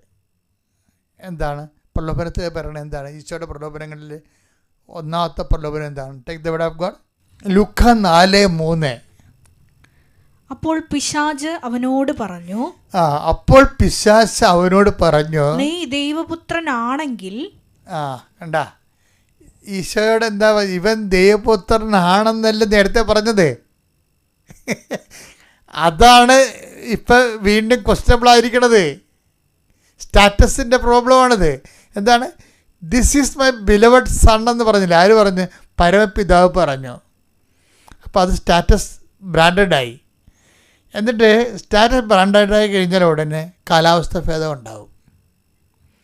ദൈവത്തിൽ എനിക്കും ഉണ്ടാവും, നിനക്കും ഉണ്ടാവും. നിൻ്റെ സ്റ്റാറ്റസ് ബ്രാൻഡഡായി കഴിഞ്ഞാൽ സ്റ്റാറ്റസ് അങ്ങനെ നിൽക്കത്തില്ല. ആ സ്റ്റാറ്റസിൻ്റെ വാല്യൂ എന്താ, പ്രൈസ് എന്താണ്, അത് നമുക്ക് കൊടുക്കേണ്ടി വരും. ബൈബിളിൽ ഓശാര ഒരു സൗജന്യം ഇടയ്ക്ക് വിളിച്ച് പറയണമെന്നല്ലാതെ ഒരു സൗജന്യമില്ല. സത്യം ഞാൻ മനസ്സിലാക്കിയ അങ്ങനെയാണ്. സൗജന്യം എന്ന് ഇടയ്ക്ക് വിളിച്ച് പറയാം ബൈബിള്. പക്ഷെ ഒരു സാധനം സൗജന്യമില്ല, എല്ലാം പേയ്മെൻറ്റാണ്. എല്ലാം ഇപ്പം തന്നെ നോക്കിയേ, this is my beloved son സ്റ്റാറ്റസാണ്. പക്ഷെ ഇതിൻ്റെ പേയ്മെൻറ്റ് കൊടുക്കാൻ പറയും. എന്താ കാര്യം? ഈ സ്റ്റാറ്റസ് അവിടെ ചെല്ലുമ്പോൾ പിശാച് വീണ്ടും വരും രംഗത്ത്. ഈശോയുടെ ആന്തരിക സംഘർഷങ്ങൾ തന്നെ ഈ രീതി ഇതിന് സമാന്തരമായി സഞ്ചരിക്കുന്നതാണ്. എന്താ ചോദിക്കണത്? സ്റ്റാറ്റസിനെ ഡാമേജ് ചെയ്യാൻ പോവുകയാണ്. എന്താ പറയണത്? നീ ദൈവപുത്രനാണെങ്കിൽ, അപ്പം അതല്ലേ സ്റ്റാറ്റസ്. ജ്ഞാനസ്ഥാനത്തിൽ അപ്പം കൊടുത്ത സ്റ്റാറ്റസ് എന്താണ്?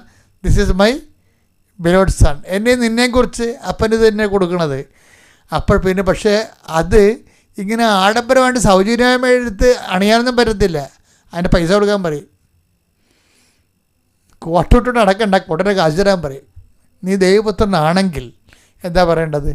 ഈ കല്ലിനോട് അപ്പമാകാൻ കൽപ്പിക്കുക. അപ്പം അതായത് ഈ സ്റ്റാറ്റസ് ഒന്നെങ്കിൽ ലോ ചെയ്യാൻ പറയും. എന്നിട്ട്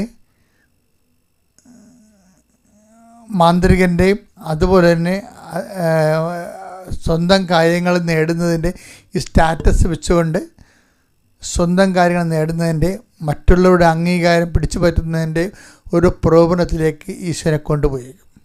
നീ ദൈവപുത്രനാണെങ്കിൽ, അപ്പോൾ ഈ ദൈവപുത്രനാണെന്നുള്ള സ്റ്റാറ്റസ് തെളിയിക്കാൻ വേണ്ടി നമുക്കൊരു പ്രലോഭനം അയാൾ തരും. ഒരു പ്രലോഭനം നമുക്ക് തരും. അത് നമ്മുടെ ഭക്തിയാകാം, നമ്മുടെ പ്രാർത്ഥനയാകാം. അതുകൊണ്ടാണ് എൻ്റെ മക്കൾ പറയണത്, നിങ്ങൾ ആവശ്യമില്ലാതെ അടയാളങ്ങൾ ചോദിക്കുക എന്ന് പറയും. ആവശ്യമില്ലാതെ അടയാളം ചോദിക്കുക ദൈവത്തിലേക്ക്. ഒത്തിരി പേര് ആവശ്യമില്ലാതെ അടയാളം ചോദിക്കുന്നത് നമ്മുടെ തന്നെ പ്രാർത്ഥന ദൈവം കേൾക്കുമോ എന്നറിയാൻ വേണ്ടിയാണ്. കഴിഞ്ഞ ദിവസങ്ങളിലൊരു സാക്ഷ്യം ഉണ്ടായിരുന്നു. ഒരു മോള് മാതാവിന് ഒരു പണി കൊടുക്കാമെന്ന് വേണ്ടി, നടക്കത്തില്ലെന്ന് എനിക്കറിയാം, എന്നാലും ഇതൊക്കെ വരെ നടക്കുക എന്നറിയാൻ വേണ്ടി എനിക്ക് വീടില്ലെന്ന് എഴുതി വെച്ച്, ഉടമ്പടിയിൽ വീടില്ലെന്ന് എഴുതി വെച്ച്. കിട്ടിയില്ലെന്നറിയാം. ഇവിടെ വന്നപ്പോൾ അത് അതായത് നടക്കാത്തൊരു കാര്യമാണെന്ന് അവളുടെ മനസ്സിലുണ്ട്. പക്ഷേ അതേസമയം തന്നെ അത് നടക്കാത്തതിലൂടെ ഉടമ്പടി തെറ്റാണെന്ന് ധരിക്കാനുള്ള ഒരു ലോകാരിമ്യം കൂടി അവളുടെ മനസ്സിലുണ്ട്. അവളങ്ങനെ ചിന്തിക്കാൻ കാര്യം ദുഷ്ടബുദ്ധി ആയതുകൊണ്ട് ചിന്തിക്കുകയല്ല, അവർക്ക് ഈ ജന്മത്തൊരു വീട് കിട്ടാനുള്ള സാധ്യതയില്ല, അതുകൊണ്ടാണ്. പിന്നെ പൊട്ടക്കണ്ണൻ്റെ മാവിട്ടെറിയ പോലെ ഒരു എറിഞ്ഞ് നോക്കിയതാണ്. പക്ഷേ എറികൊണ്ട് 2 ആഴ്ചക്കുള്ളിൽ അവർക്ക് വീട് സെറ്റാകാനുള്ള തീരുമാനമായി. അപ്പോഴാണ് അവൾ ഞെട്ടിപ്പോയത്. അമ്മയടുത്ത് വെറുതെ കാഷ്വലായിട്ടൊന്ന് പറഞ്ഞതാണ്. അപ്പം ചില സമയത്ത് നമ്മൾക്ക് ഭക്തിയും പ്രാർത്ഥനയൊക്കെ വരുമ്പോൾ 2-3 തരം പ്രലോഭനങ്ങൾ വരും. ഒന്ന്, ദൈവത്തെ പരീക്ഷിക്കാൻ നമുക്ക് തോന്നും. ചിലപ്പോൾ ദൈവം അത് അക്സെപ്റ്റ് ചെയ്യും.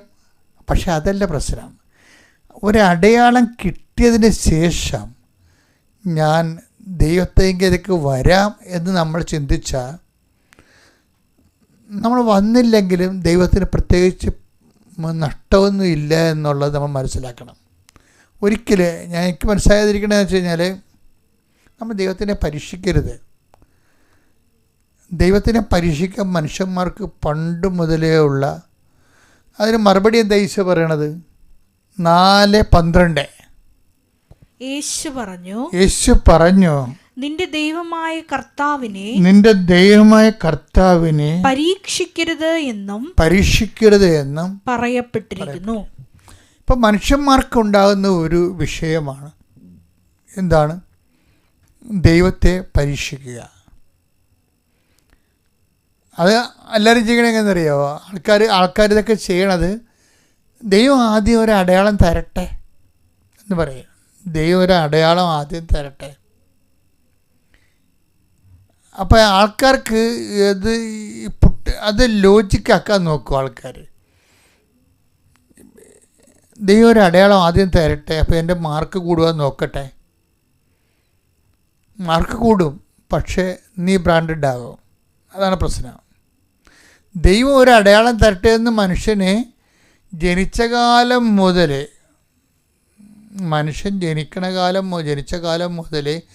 മനുഷ്യന് ഈ ടെൻഡൻസി ഉണ്ട്. ഇപ്പം കുഞ്ഞുങ്ങളില്ല, അവർ തന്നെ പരീക്ഷയ്ക്ക് തോറ്റു, അല്ലെങ്കിൽ ജോലിയില്ല എന്നൊക്കെ നമ്മൾ വന്നിട്ട് പ്രാർത്ഥിച്ച് നോക്കിയിട്ട് നമ്മൾ അതിൻ്റെ അകത്ത് പ്രാർത്ഥനയിൽ ഇങ്ങനെ ഈ ആൾക്കാർ രൂപക്കൂട് എടുക്കത്തില്ലേ? ഞങ്ങളുടെയൊക്കെ പള്ളിയിലൊക്കെ ഇരിക്കുമ്പോൾ ഈ പെരുന്നാളിനൊക്കെ ആൾക്കാർ രൂപക്കൂട് എടുക്കും. അപ്പോൾ ഞാനിങ്ങനെ കാപ്പിയൊക്കെ ഇട്ട് രാജാവിനെ പോലെ രൂപക്കൂടിൻ്റെ പുറകെ നിൽക്കും. അച്ഛന്മാർ കൊണ്ടുപോകണത്. അതായത് നിൽക്കുമ്പോൾ ഈ രൂപക്കൂടെ ഇങ്ങനെ രൂപ എഴുന്നള്ളിപ്പേണ്ട സമയത്ത് കുറേ മനുഷ്യരുണ്ടല്ലോ, രൂപ എഴുന്നള്ളിച്ചുകൊണ്ട് പോകുമ്പോൾ സമയത്ത് ഈ രൂപക്കൂട് താങ്ങിപ്പിടിക്കാൻ കുറേ ആൾക്കാരല്ലേ. അപ്പോൾ നമുക്ക് അവരെ കാണുമ്പോൾ സത്യം പറഞ്ഞാൽ ചിരി വരും. വെച്ച് കഴിഞ്ഞാൽ ഈ രൂപക്കൂടി ഇരിക്കണ മിക്കവാറും 5-8 പേരുടെ തോളയിലായിരിക്കും. മറ്റണ്ണന്മാരൊക്കെ വെറുതെ പിടിക്ക് ഈ ഒട്ടിച്ച് വെച്ചിരിക്കണ പോലെ, കൈ ഒട്ടിച്ച് വെച്ചിരിക്കണ പോലെ. അവന്മാർ തൊടത്തില്ല. നേർച്ചോട്ടെന്ന് പറഞ്ഞ് കയറി പിടിച്ച് തൂങ്ങിക്കിടക്കി. ഇനി അവന്മാരെ കൂടി നമ്മൾ തൂക്കി ഈ പാവപ്പെട്ടവൻ കൊണ്ടുപോകേണ്ടി വരും. ഈ ദൈവത്തിൻ്റെ അടുത്ത് കൈ കൊടുത്ത് നിൽക്കണ കുറേ ആൾക്കാരുണ്ട്. കൈ കൊടുത്ത് നിൽക്കുക. അവന്മാർ വിശ്വാസപൂർവ്വം ഒന്നും എടുക്കത്തില്ല. ഒരു കൈ കൊടുത്തിട്ടേക്ക്, നടക്കട്ടെ, ഒക്കട്ടെ. ഞാൻ പിടിച്ചെന്നായി, തൊട്ടെന്നായി, കാവ്യെന്നായി പേരുണ്ട്, രൂപക്കൂട് കാവ്യെന്ന് പേരുണ്ട്. പക്ഷെ ഒരു കൂഞ്ഞാൻ വിരലിൽ പോലും ഒരു ഭാരം എടുക്കത്തില്ല. എഴുന്നള്ളത്തിന് നടക്കുന്ന സംഭവമാണ്. രൂപക്കൂട് കാവ്യൻ നേർച്ച ഉണ്ടെന്ന് ഞാൻ മാറി നിൽക്കണത്. അതിനകത്ത് അവളില്ലല്ലോ എന്ന് പറഞ്ഞു കഴിഞ്ഞാൽ അയാൾ എനിക്ക് നേർച്ചയാണ് പറയും. എന്നാൽ നേർച്ചയെന്ന് പറഞ്ഞാൽ പിടിച്ചോണ്ടിരിക്കുന്നത് കാവത്തില്ല, തൊട്ട് വെക്കും. രൂപക്കൂട് തൊടി മറ്റുള്ളവർ കാവിക്കൊണ്ട് പോകുമ്പോൾ തൊടും. പലരുടെയും പത്തി ടൈപ്പാണ്. എന്ന് വെച്ച് കഴിഞ്ഞാൽ കൈ കൊടുത്ത് വെക്കും. ഇത് ദൈവത്തെ ഈ കൈകൊടുപ്പ് എന്ന് പറയണത് ഈ ആധ്യാത്മിക ജീവിതത്തിൽ ഒരു 50-40% ആൾക്കാർ ചെയ്യുന്നൊരു പരിപാടിയാണ്. പ്രാർത്ഥിക്കും, ഒരു കൈ കൊടുത്തിട്ടേക്കും. പക്ഷെ അത് നടക്കണ്ടെന്നാ അങ്ങനെയൊന്നുമല്ല. അതായത് എന്തെങ്കിലും ഒരു അടയാളം കിട്ടി. ഇനി അടയാളം ഏറ്റവും വലിയ അപകടകാരികൾ ആരാണെന്നറിയാമോ? അപകടകാരികളെന്ന് പറയണത് ദൈവം ഈ വിഷയം എടുക്കുവേ, ജോലി കിട്ടുവേ, കടങ്ങളൊക്കെ മാറും. 5-6 മാസം കഴിയുമ്പോൾ പറയുവേ, അല്ലെങ്കിലും എനിക്ക് ജോലി കിട്ടിയേനോ. അത് ഞാൻ റാങ്കുകാരൻ്റെ 3ാം റാങ്കുകാരൻ്റെ താഴെയായിരുന്നു എൻ്റെ പേര്. അല്ലെങ്കിൽ എനിക്ക് ജോലി കിട്ടിയേനോ. അത് വെച്ചാൽ അനുഗ്രഹം കിട്ടി 6 മാസം കഴിയുമ്പോൾ ഇവൻ്റെ തരി നിറം പുറത്ത് വരും. അനുഗ്രഹം കിട്ടി 6 മാസം കഴിയുമ്പോൾ പറയും, അല്ലെങ്കിൽ എനിക്ക് ആ ജോലി കിട്ടിയേനോ, അല്ലെങ്കിൽ ഞാൻ ജയിച്ചേനോ, അല്ലെങ്കിൽ വീട് വെച്ചേനോ, അല്ലെങ്കിൽ കല്യാണം കഴിച്ചേനോ, അല്ലെങ്കിൽ മക്കളുണ്ടായേനോ. ദൈവത്തെ വെറുതെ ഞൊട്ടിച്ച് കളയും. അതാണ് കൈകൊടുപ്പ് വിശ്വാസികൾ. പ്രാർത്ഥിച്ച് കഴിഞ്ഞ് നേടിക്കഴിയുമ്പോൾ 6 മാസം കഴിയുമ്പോൾ ലക്ഷണം മാറും. ഇങ്ങനെ കുറേ മനുഷ്യരുണ്ട്. ആധ്യാത്മികമായിട്ട് വളരാത്തതല്ലതേ, അത് നമ്മൾ തന്നെ നമ്മളെ വളർത്തത്തില്ല. അതാണ്, നമ്മളെ വളർത്തത്തില്ല. നമ്മൾ തന്നെ പറയണത് ആരാണ്? നമ്മളിൽ എപ്പോഴും ഈ ജോബിനെ പ്രലോഭിപ്പിച്ച സാത്താനും യേശുവിനെ പ്രലോഭിപ്പിച്ച സാത്താനും ഒക്കെ നമ്മളെ തന്നെ ഉണ്ട്. നമ്മൾ ഈ ജോബും യേശുവും ഈ തങ്ങളിൽ തന്നെ പ്രവർത്തിച്ച് തിന്മയുടെ ശക്തിക്ക് അതിജീവിച്ച. അപ്പോൾ യേശുവിൻ്റെ ഉള്ളിൽ തിന്മയുടെ ശക്തി ഉണ്ടെന്നല്ല, ഈ മാനുഷിക അവസ്ഥയിലെ മനുഷ്യാത്മാവെന്നും പറഞ്ഞ സാധനമില്ല, ലോകാത്മാവെന്ന് പറഞ്ഞ സാധനം. ഈ ലോകാത്മാവ്, ഈ ശരീരം ഉണ്ടെങ്കിൽ ആ സാധനം ഉണ്ടാവും, ലോകാത്മാവ് ഉണ്ടാവും. ഇപ്പോൾ ദുഷ്ടാത്മാവുണ്ടാവും, ലോകാത്മാവ്, ദൈവാത്മാവ്. അപ്പോൾ ഈ ശരീരത്തിന് എന്ന് പറയുമ്പോൾ അതിൻ്റെ കഴിവുകളുണ്ട്, അതുപോലെ തന്നെ അതിൻ്റേതായിട്ടുള്ള ഒരു മെറിറ്റ്സൊക്കെ ഒത്തിരി ഉണ്ട്. അപ്പം നമ്മൾ ഈ മെറിറ്റ്സിനെ ചില സമയത്ത് അത് അങ്ങനെ എപ്പോഴായാലും നമുക്കത് കിട്ടുമായിരുന്നു. അത് പ്രാർത്ഥിച്ചില്ലേലും കിട്ടിയേനോ എന്നുള്ള ഒരു ഐഡിയ കുറേ കാലം കഴിയുമ്പോൾ നിന്നെ ശക്തിപ്പെട്ടു വരും. പക്ഷേ പ്രോബ്ലം എന്ന് വെച്ച് കഴിഞ്ഞാൽ, ഒരു പ്രോബ്ലം ഉണ്ട് ഇതിൻ്റെ അകത്ത്. നീ ഇങ്ങനെ ഒരാളാണെന്നുള്ള ദൈവത്തിന് നേരത്തെ അറിയാം. അതാണൊരു പ്രശ്നം. ദൈവത്തിന് നേരത്തെ അറിയാം. നമ്മൾ ദൈവത്തോട് ഇടപെടുമ്പോൾ നേരത്തെ ദൈവത്തിൻ്റെ കയ്യിൽ നമ്മുടെ സ്കാനിങ് റിപ്പോർട്ട് ഉണ്ടെന്നുള്ളത് ഓർത്ത് വേണം നമ്മൾ ഇടപെടാൻ. ഇപ്പോൾ നമ്മളൊക്കെ ഉള്ളൊരു കുഴപ്പം എന്ന് വെച്ചാൽ ദൈവവും നമ്മൾ തമ്മിലുള്ളൊരു വിഷയം എന്ന് പറയുന്നത്, ഇപ്പോൾ മെഡിക്കൽ സയൻസിൽ നമ്മൾക്ക് ഇന്ന് പോയാൽ ഇന്നത്തെ ഒരു നമ്മുടെ ബോഡിയുടെ സ്കാനിങ് റിപ്പോർട്ട് ഇന്നത്തെ നമുക്ക് കിട്ടും. പക്ഷേ 10 കൊല്ലം കഴിഞ്ഞുള്ള നമ്മുടെ ബോഡിയുടെ സ്കാനിങ് റിപ്പോർട്ട് നമുക്ക് ഇന്ന് കിട്ടത്തില്ല. ദൈവത്തിൻ്റെ കയ്യിൽ ആ സാധനമുണ്ട്. അതാണ് കുഴപ്പം. അതൊരു വല്ലാത്ത കുഴപ്പമാണ്. 10 കൊല്ലം കഴിയുമ്പോൾ നീ എങ്ങനെ ദൈവത്തോട് പെരുമാറുമെന്നുള്ളതിനെക്കുറിച്ച് അസസ്മെൻ്റ് ഉണ്ട്. എനിക്ക് ബൈബിൾ ഇഷ്ടപ്പെട്ട സംഭവം തരാം. ഞാൻ ഇതൊക്കെ നിങ്ങൾ പറയാൻ തരാണെന്നറിയാവോ? ഈ മനുഷ്യന്മാരുടെ ഇടപെടണ പോലെ ദൈവത്തോട് ഇടപെടാതിരിക്കാൻ വേണ്ടിയാണ്. ചെന്ന് പണിമടിക്കേണ്ട വല്ല ആവശ്യമുണ്ട്? ആൾക്കാർക്ക് ഒരു ഹ്രസ്വദൃഷ്ടിയാണ്. എന്നുവെച്ചാൽ മനുഷ്യന്മാർ ഇടപെടണ പോലെ ദൈവത്തോട് പോയി ഇടപെടും. ദൈവം ഇതെല്ലാം ഹരിച്ചും കുടിച്ചും ഒക്കെ ഒറ്റ ഗ്ലാൻസിൽ മൊത്തം റിസൾട്ട് വന്നിരിക്കണമല്ലേ. 10 ദിവസത്തോട് ചോദിക്കത്തില്ലേ കർത്താവ്? എന്താ ചോദിക്കണേ? ശെബയോനെ. ആരാണ് ശെബയോന് നികുതി കൊടുക്കുന്നത്? മക്കളാണോ അടിമകളാണോ? അപ്പോൾ ശെമയോൻ പറയും അടിമകളല്ലേ കപ്പ കൊടുക്കണത്. അപ്പോൾ ഈശോയ്ക്കും അപ്പോൾ മക്കൾ ഓക്കെ അല്ലേ, ഫ്രീ അല്ലേ? അപ്പോൾ ശെമയോൻ പറയാം മക്കൾ ഫ്രീ ആണ്. പക്ഷെ അങ്ങനെ ഫ്രീ ആകണ്ടേ, മര്യാദക്ക് പോയി കഷ്ടപ്പെട്ട് ഒരു ചൂണ്ടയിട്ട് ഒരു മത്സ്യം പിടിക്കണം. അതിൻ്റെ ഉള്ളിൽ വാവളിച്ച് നോക്കുമ്പോൾ സ്ഥാദ്യവും സ്വർണ്ണനാണയം കാണും. അതെടുത്തിട്ട് എനിക്കും നിനക്കും വേണ്ടി കൊണ്ട് നീതി കൊടുക്കാൻ പറയും. മറ്റുള്ളവർക്ക് ഉതപ്പുണ്ടാക്കേണ്ടതെന്ന് പറയും. അപ്പം മറ്റുള്ളവർക്ക് നമുക്ക് ന്യായമായി കിട്ടാവുന്ന ആനുകൂല്യത്തിന് പോലും മറ്റുള്ളവർക്ക് ഉതപ്പുണ്ടാകാതിരിക്കാൻ വേണ്ടി ഈശോ ആ ആനുകൂല്യം സ്വീകരിക്കാതിരിക്കണം എന്നൊരു നിലപാടുണ്ട്. അതൊരു വല്ലാത്ത നിലപാടാണ്. ഈ ഒരു മൈൻഡ് സെറ്റുള്ള ആളുമായിട്ടാണ് നമ്മൾ ഡീല് ചെയ്യണമെന്ന് ഓർത്തേക്കണം. ഡീൽ ഓർ നോട്ട് ഡീലാണ്. ഡീല് ചെയ്യണമെങ്കിൽ വെടിപ്പായിട്ട് ഡീല് ചെയ്യണം. അടിപൊളി ജീവിതമായിരിക്കും. മത്തായി 17:27. എങ്കിലും അവർക്ക് ഇടർച്ചയുണ്ടാകാതിരിക്കാൻ നീ കടലിൽ പോയി ചൂണ്ടയിടുക. ആദ്യം ലഭിക്കുന്ന മത്സ്യത്തിന്റെ വായ് തുറക്കുമ്പോൾ ഒരു നാണയം കണ്ടെത്തും. അതെടുത്ത് എനിക്കും നിനക്കും വേണ്ടി അവർക്ക് കൊടുക്കുക. ഇതിനകത്ത് വലിയ വിഷയം എന്ന് പറഞ്ഞാൽ കാര്യങ്ങളെക്കുറിച്ച് ദൈവം സോ കോൺഷ്യസ് ആണ്. അതാണ് ഈശോ പറയണത്. വരാൻ പോകുന്ന കാര്യങ്ങൾ അവൻ നിന്നോട് പറയും.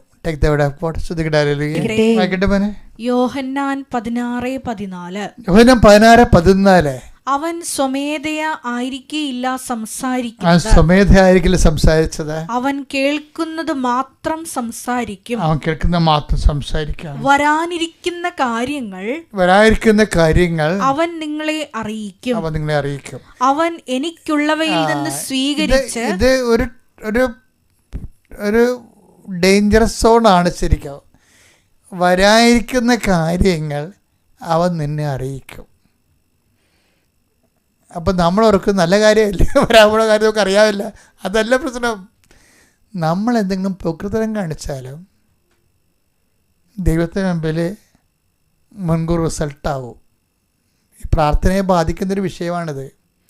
നീ ഇന്ന് വലിയ ദൈവതിരുസന്നിധിയിൽ വലിയ ദൈവത്തിൻ്റെ മകനാണെന്നൊക്കെ പറഞ്ഞ് ഇപ്പം തൽക്കാലം ഒരു അനുഗ്രഹമൊക്കെ കിട്ടിക്കഴിഞ്ഞപ്പോൾ നീ ഒരു അഭ്യാസമൊക്കെ കാണിച്ച് നിന്നാലും നിന്നെക്കുറിച്ച് വരാനിരിക്കുന്ന കാര്യങ്ങൾ അവൻ നിന്നെ അറിയിക്കുക എന്ന് വെച്ച് കഴിഞ്ഞാൽ നീ ഒരു 5 കൊല്ലം കഴിയുമ്പോൾ എങ്ങനെ ഇരിക്കും? ഇതൊരു പ്രശ്നമാണ് മക്കളെ. ഇത് ഭയങ്കര സീരിയസ് പ്രോബ്ലമാണ്. എന്ന് വെച്ചാൽ നമ്മളെ പല കാര്യങ്ങളും ചില ആൾക്കാർ ദൈവത്തിന് പള്ളിയിലൊക്കെ ചെല്ലുമ്പോൾ കാണത്തില്ല, ചില ആൾക്ക് ഉമ്പ കളിച്ചു തന്നെ കാണാം. ഈ ഈ ആടൊക്കെ നടക്കണ പോലെ മുട്ട നിരങ്ങിയൊക്കെ പള്ളിക്കാരനെ കണ്ടിട്ടില്ലേ, നേർച്ചയാണ് അവർ. ചില ആൾക്കാർ മുട്ടിട്ട് നിരങ്ങി പോണ കാണാം, ചില ആൾക്കാർ ഉരുണ്ടുരുണ്ടൊക്കെ പോണ കാണാം. ഈ അഭ്യാസങ്ങളും സർക്കസും എന്ത് കാണിച്ചാലും വരാതിരിക്കുന്ന കാര്യങ്ങൾ അവൻ നിന്നോട് പറയാതിരിക്കത്തില്ല. അത് സരവാക്കല്ലത്. നീ ഇപ്പം പള്ളി കിടന്ന് ഉരുണ്ടെന്ന് വിചാരിച്ചോ, അല്ലെങ്കിൽ നിരങ്ങിയെന്ന് വിചാരിച്ചോ, അല്ലെങ്കിൽ ഉമ്പ കളിച്ചെന്ന് വിചാരിച്ചോ, നീ ഇപ്പം വലിയ മുടങ്ങാതെ കുർബാനക്കൊക്കെ വരുന്നുണ്ട്, ഈ കുറേ നാളായിട്ട് നീ ദൈവത്തോട് അടുത്തൊക്കെ നിൽക്കുകയാണെങ്കിലും നിന്നെ അസസ് ചെയ്യണത് നിൻ്റെ കൈയിരിപ്പ് വെച്ചുകൊണ്ടാണ്. അതെന്താണ്? വചനേതാണ്? 16 16-14.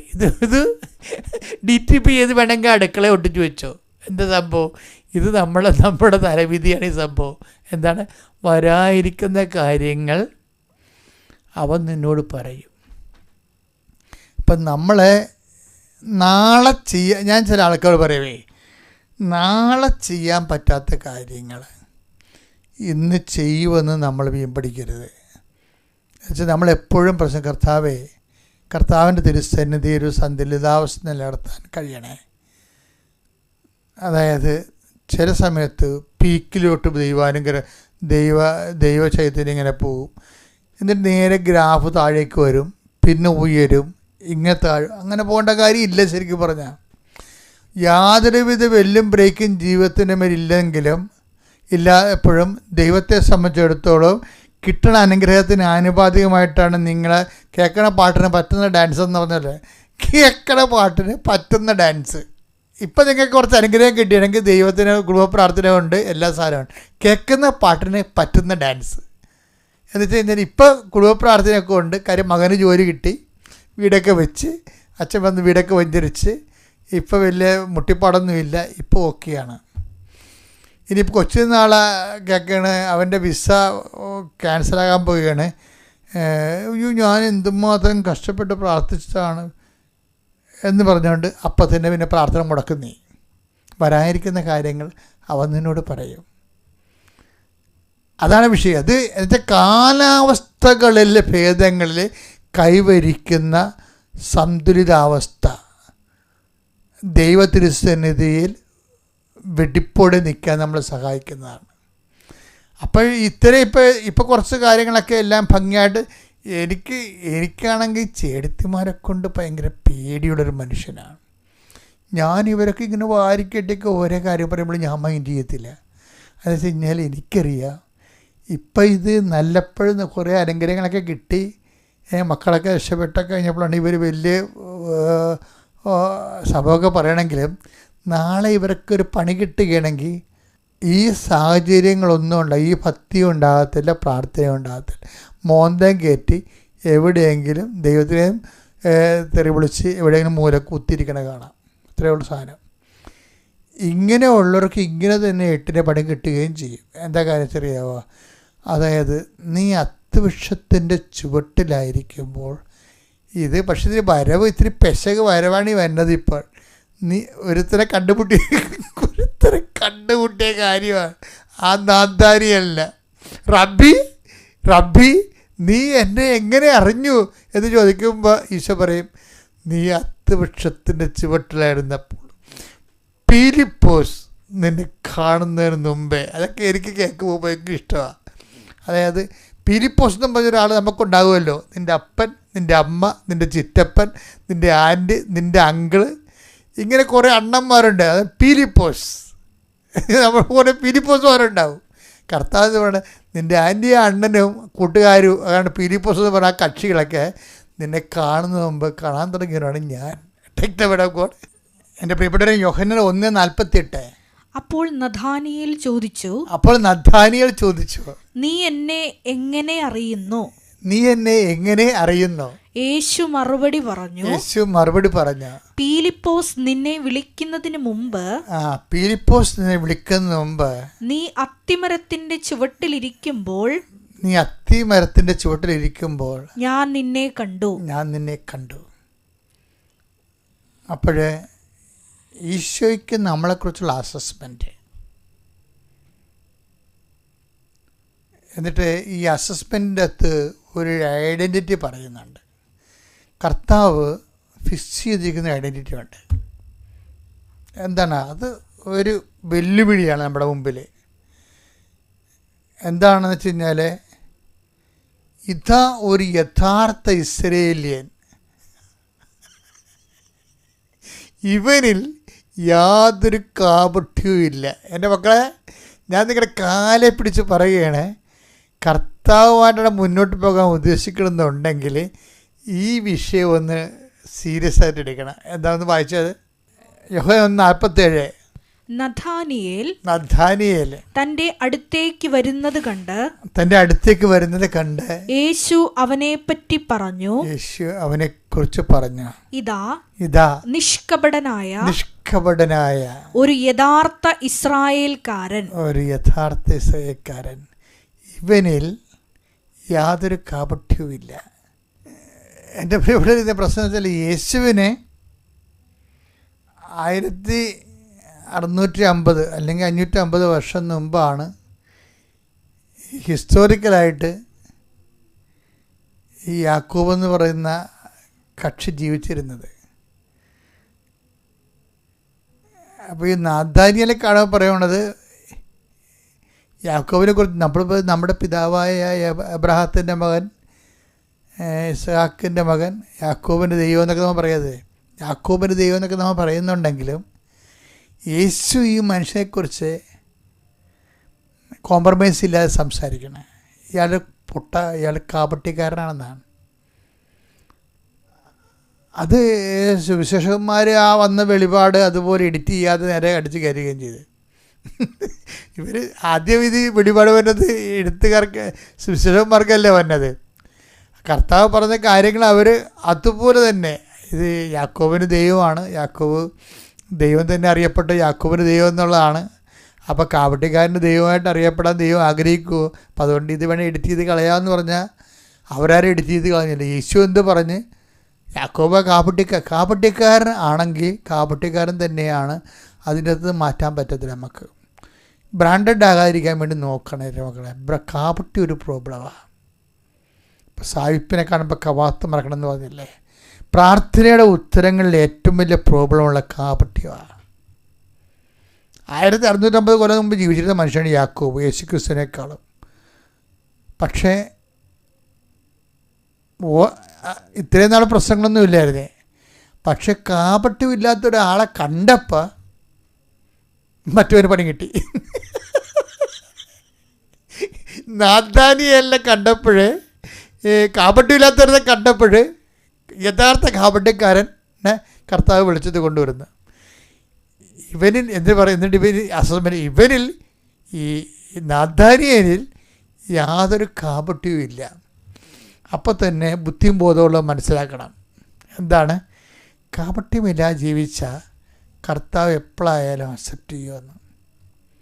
ഇതൊരു നമ്മൾ വിശ്വസ്തത, ദൈവസ്നേഹം, ആനകൂനൊക്കെ പറയുന്നാലും അവസാനം വന്ന് ഇറങ്ങി നിൽക്കുന്നത് കാപട്യത്തിലാണേ. കപടത ഉൾക്കൊള്ളാൻ പറ്റാതെ, ഹിപ്പോക്രസി ഉൾക്കൊള്ളാൻ പറ്റത്തില്ല. അപ്പം നീ അതാണ്, നീ ചൂടാണെങ്കിൽ ചൂട്, തണുപ്പാണ് തണുപ്പ്. ഇപ്പം ചൂട് കൊടുക്കേണ്ട പാട്ട് ചൂട് കൊടുക്കും, തണുപ്പ് കൊടുക്കേണ്ട പാട്ട് തണുപ്പ് കൊടുക്കും. അങ്ങനെയല്ല. ഇപ്പം ചിലരെന്ന് പറയുമ്പോൾ അപ്പോൾ ഇപ്പോൾ രാഷ്ട്രീയക്കാരായാലും ശരി, ഇപ്പോൾ തന്നെ ഇവിടെ എന്തൊരു സങ്കടകരമായ അവസ്ഥയാണ്. ഒരു മലയാളി നേഴ്സിന് ഹമാസ് വെടിവെച്ച് കൊന്നു, മിസൈൽ വീണ് ചത്ത്.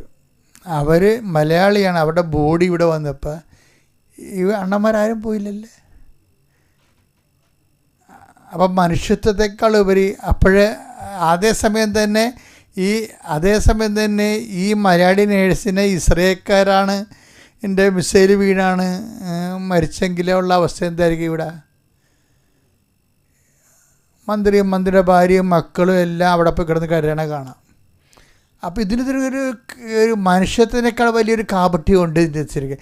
അതുകൊണ്ടാണ് അതെല്ലാം എന്തിനെ ബേസ് ചെയ്ത് പോകണതാണ്? മജോറിറ്റിയുടെ വോട്ടിനെ ബേസ് ചെയ്ത് പോകണതാണ്. മജോറിറ്റി വോട്ട് ബേസ് ചെയ്ത് പോകണതാണ്. അപ്പോൾ ഈ മജോറിറ്റി വോട്ട് ചെയ്ത് പോകുമ്പോൾ തന്നെ വോട്ട് ചെയ്ത് പോകുമ്പോൾ ഉണ്ടാകുന്ന പ്രശ്നം വെച്ച് കഴിഞ്ഞാൽ ഈ ദൈവത്തിനെ ഇവർക്ക് ഒരു ദൈവവിശ്വാസിയാകാൻ വലിയ പാടായിരിക്കും.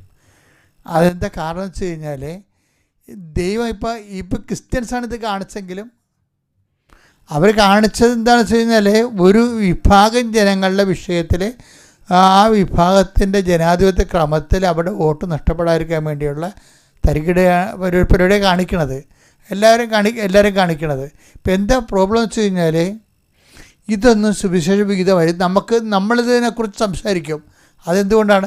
ഇസ്രയേലിനെ നമ്മൾ സപ്പോർട്ട് ചെയ്യുന്നതുകൊണ്ടല്ല. ഇസ്രയേലിനെ സപ്പോർട്ട് ചെയ്യണത് ഹമാസ് സപ്പോർട്ട് ചെയ്യണതല്ലേ? സഭയുടെ ഒരു നിലപാട് നിങ്ങൾക്ക് അറിയാമല്ലേ?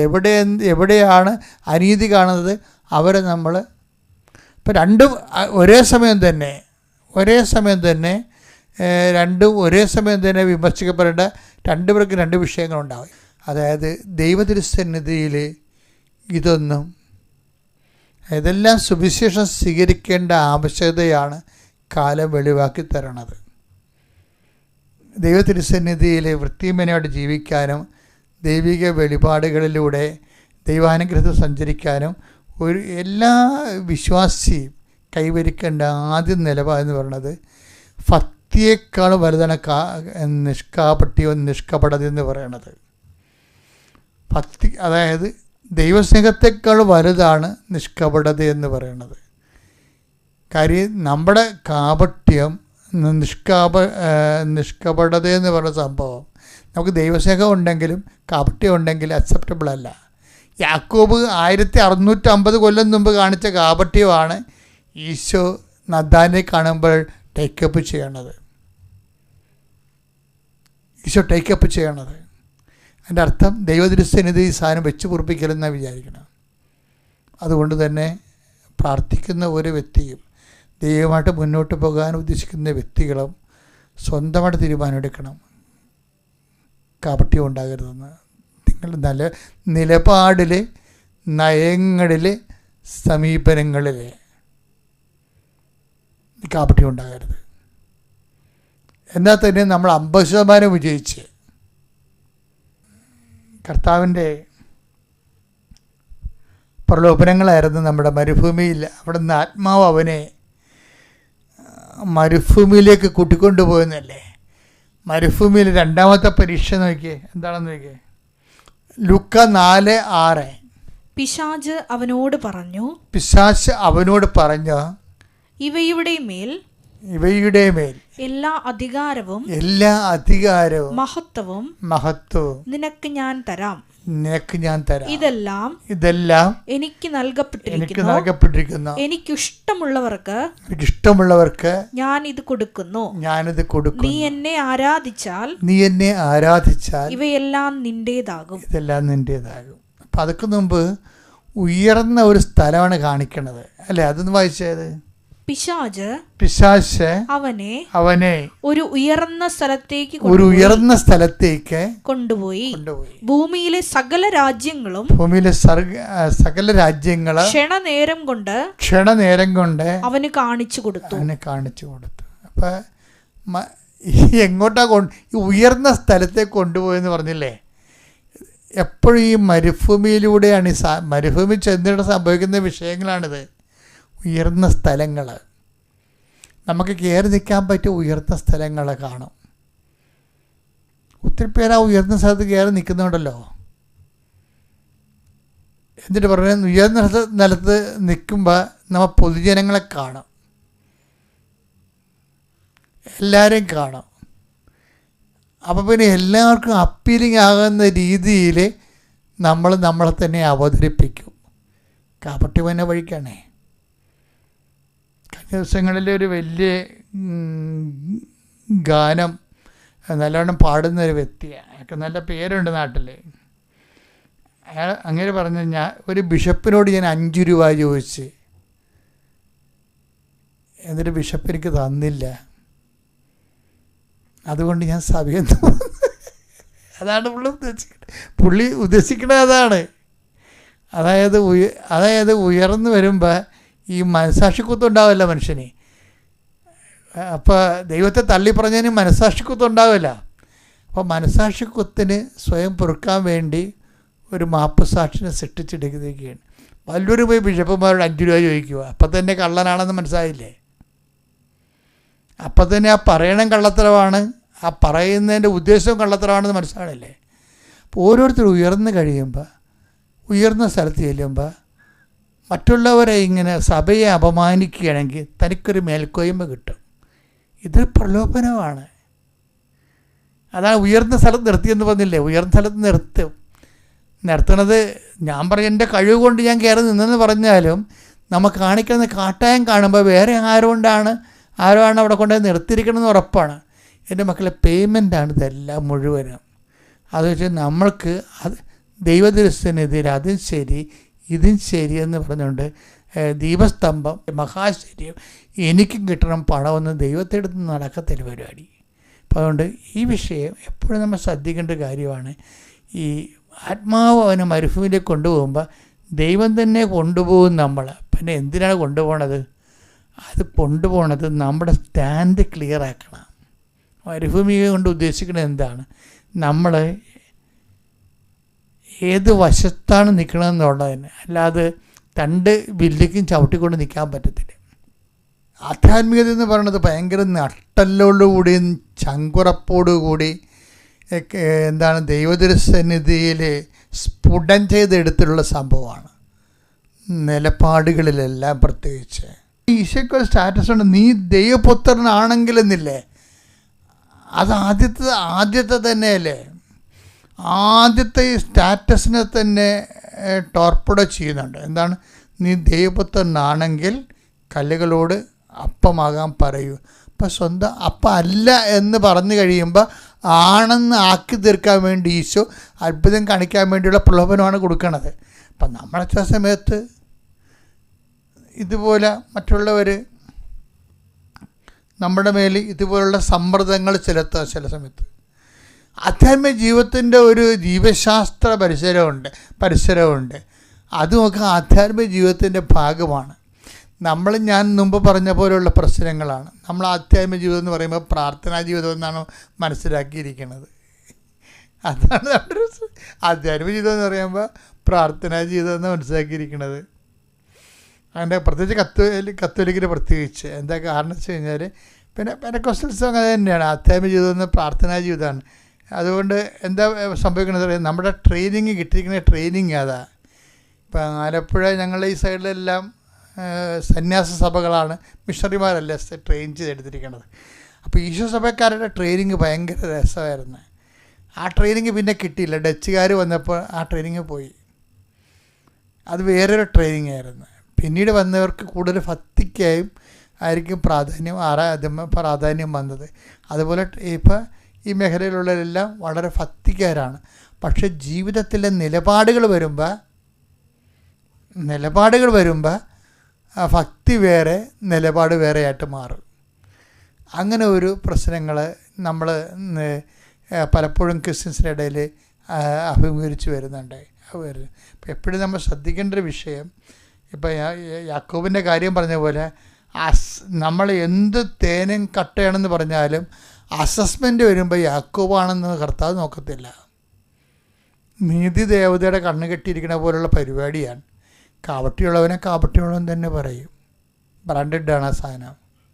അപ്പോൾ ദൈവതിരുസന്നിധിയിൽ ബ്രാൻഡഡ് ആകാതിരിക്കാൻ വേണ്ടി പ്രത്യേകം ശ്രദ്ധിക്കണം. പിന്നെ എപ്പോഴും സ്റ്റാറ്റസ് ലോയിങ് എപ്പോഴും നമ്മൾ സ്റ്റാറ്റസ് ലോ ചെയ്ത് വരണം.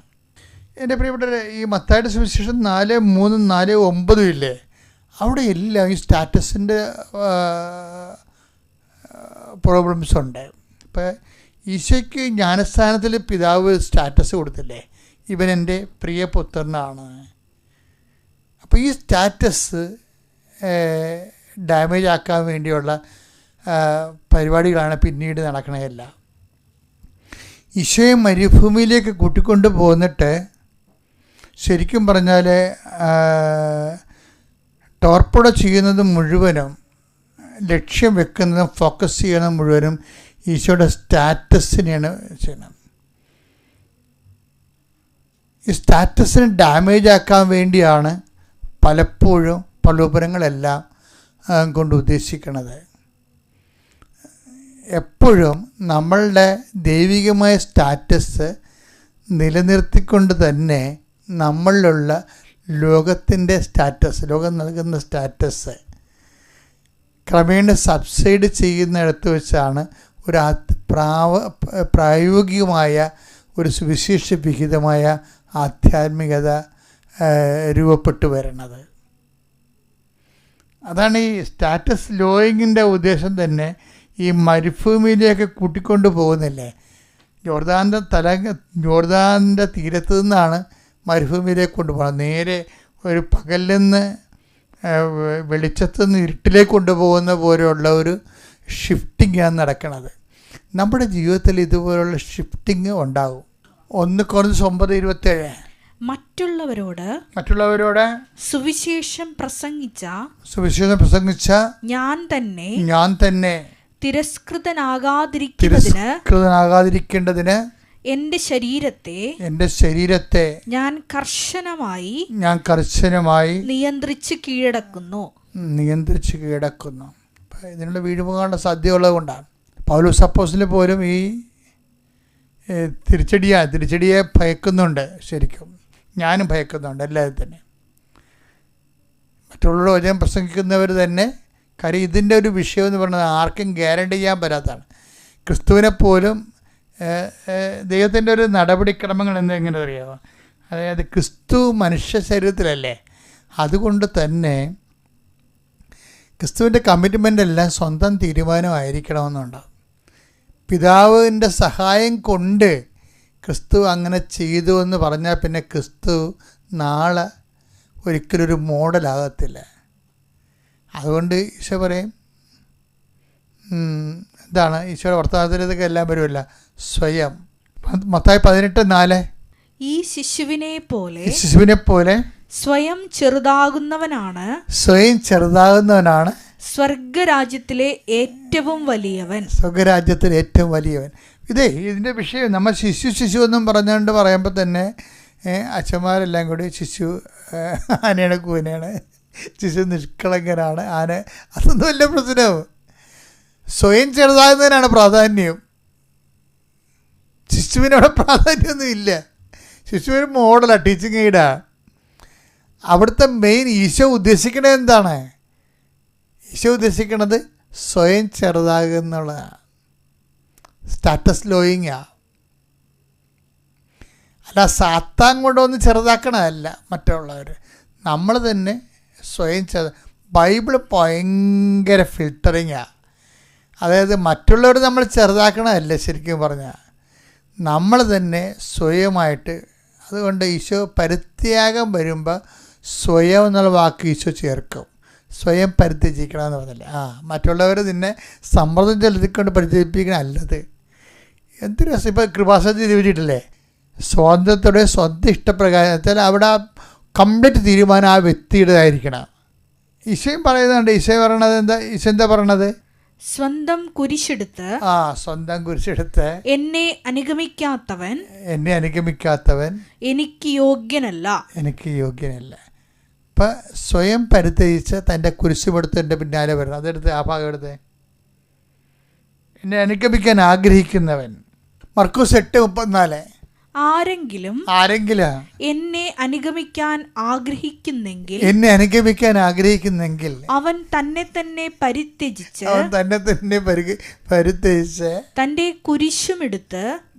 തന്റെ കുരിശുമെടുത്ത് എന്നെ അനുഗമിക്കട്ടെ. മർക്കോസ് 8:35 ആരെങ്കിലും എനിക്ക് വേണ്ടിയോ സുവിശേഷത്തിനു വേണ്ടിയോ സ്വന്തം ജീവൻ നഷ്ടപ്പെടുത്തിയാൽ അവൻ അതിനെ രക്ഷിക്കും, അതിനെ ഭദ്രമാക്കും. ഇപ്പം ആദ്യത്തെ വചനത്തിനാണ് ഇവിടെ പ്രാധാന്യം. എന്ന് വെച്ച് കഴിഞ്ഞാൽ ആദ്യത്തെ വചനം വായിച്ചേ, ആരെങ്കിലും എന്നെ അനുഗമിക്കാൻ ആഗ്രഹിക്കുന്നെങ്കിൽ അവൻ തന്നെ പരിത്യജിച്ച് തന്റെ കുരിശുമെടുത്ത് എന്നെ അനുഗമിക്കട്ടെ. അപ്പം അതായത് ഈശോയുടെ വാക്കിൻ്റെ അകത്തെല്ലാം ഈ സ്വയം എന്നുള്ള സംഭവം കയറി വരുന്നുണ്ട്.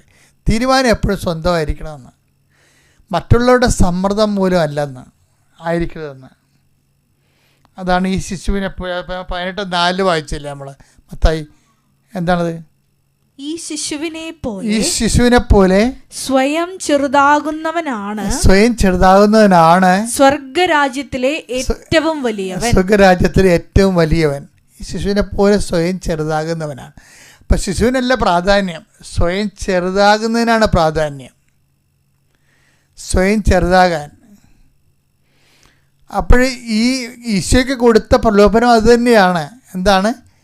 ഇവനെൻ്റെ പ്രിയപുത്രനാണെന്ന് പറഞ്ഞതിന് ശേഷം പിന്നീട് പറഞ്ഞ് സ്വയം ചെറുതാകാൻ പറഞ്ഞ്. അതിനാണ് മരുഭൂമിയിലോട്ട് കൊണ്ടുപോകുന്നത്, സ്വയം ചെറുതാകാൻ. അവിടെ വായി നോക്കി ആ പലുതാക്കാത്ത വന്ന് ഓരോ കാര്യം പ്രലോഭനം പറഞ്ഞു കൊടുത്തിട്ട് ഇവനെ കൊച്ചാക്കി നോക്കും.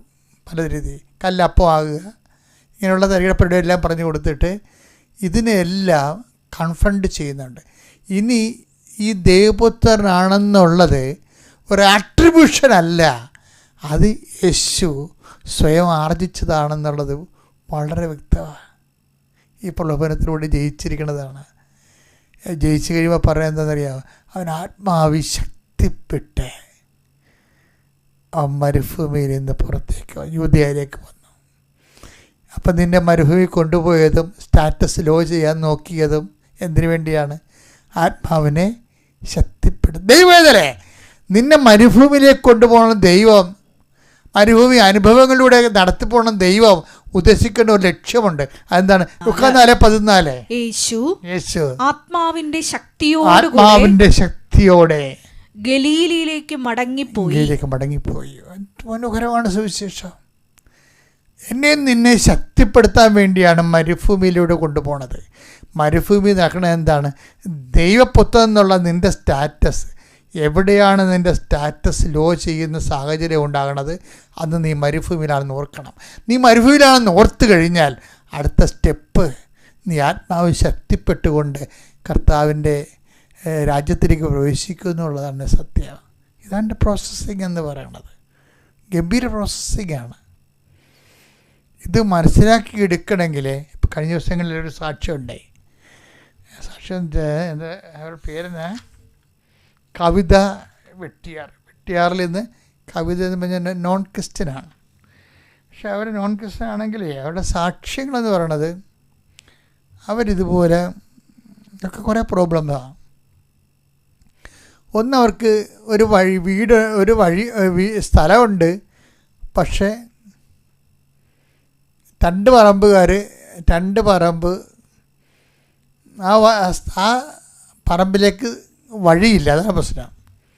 വിൽക്കാനും പറ്റത്തില്ല, പൊറുക്കാനും പറ്റത്തില്ല.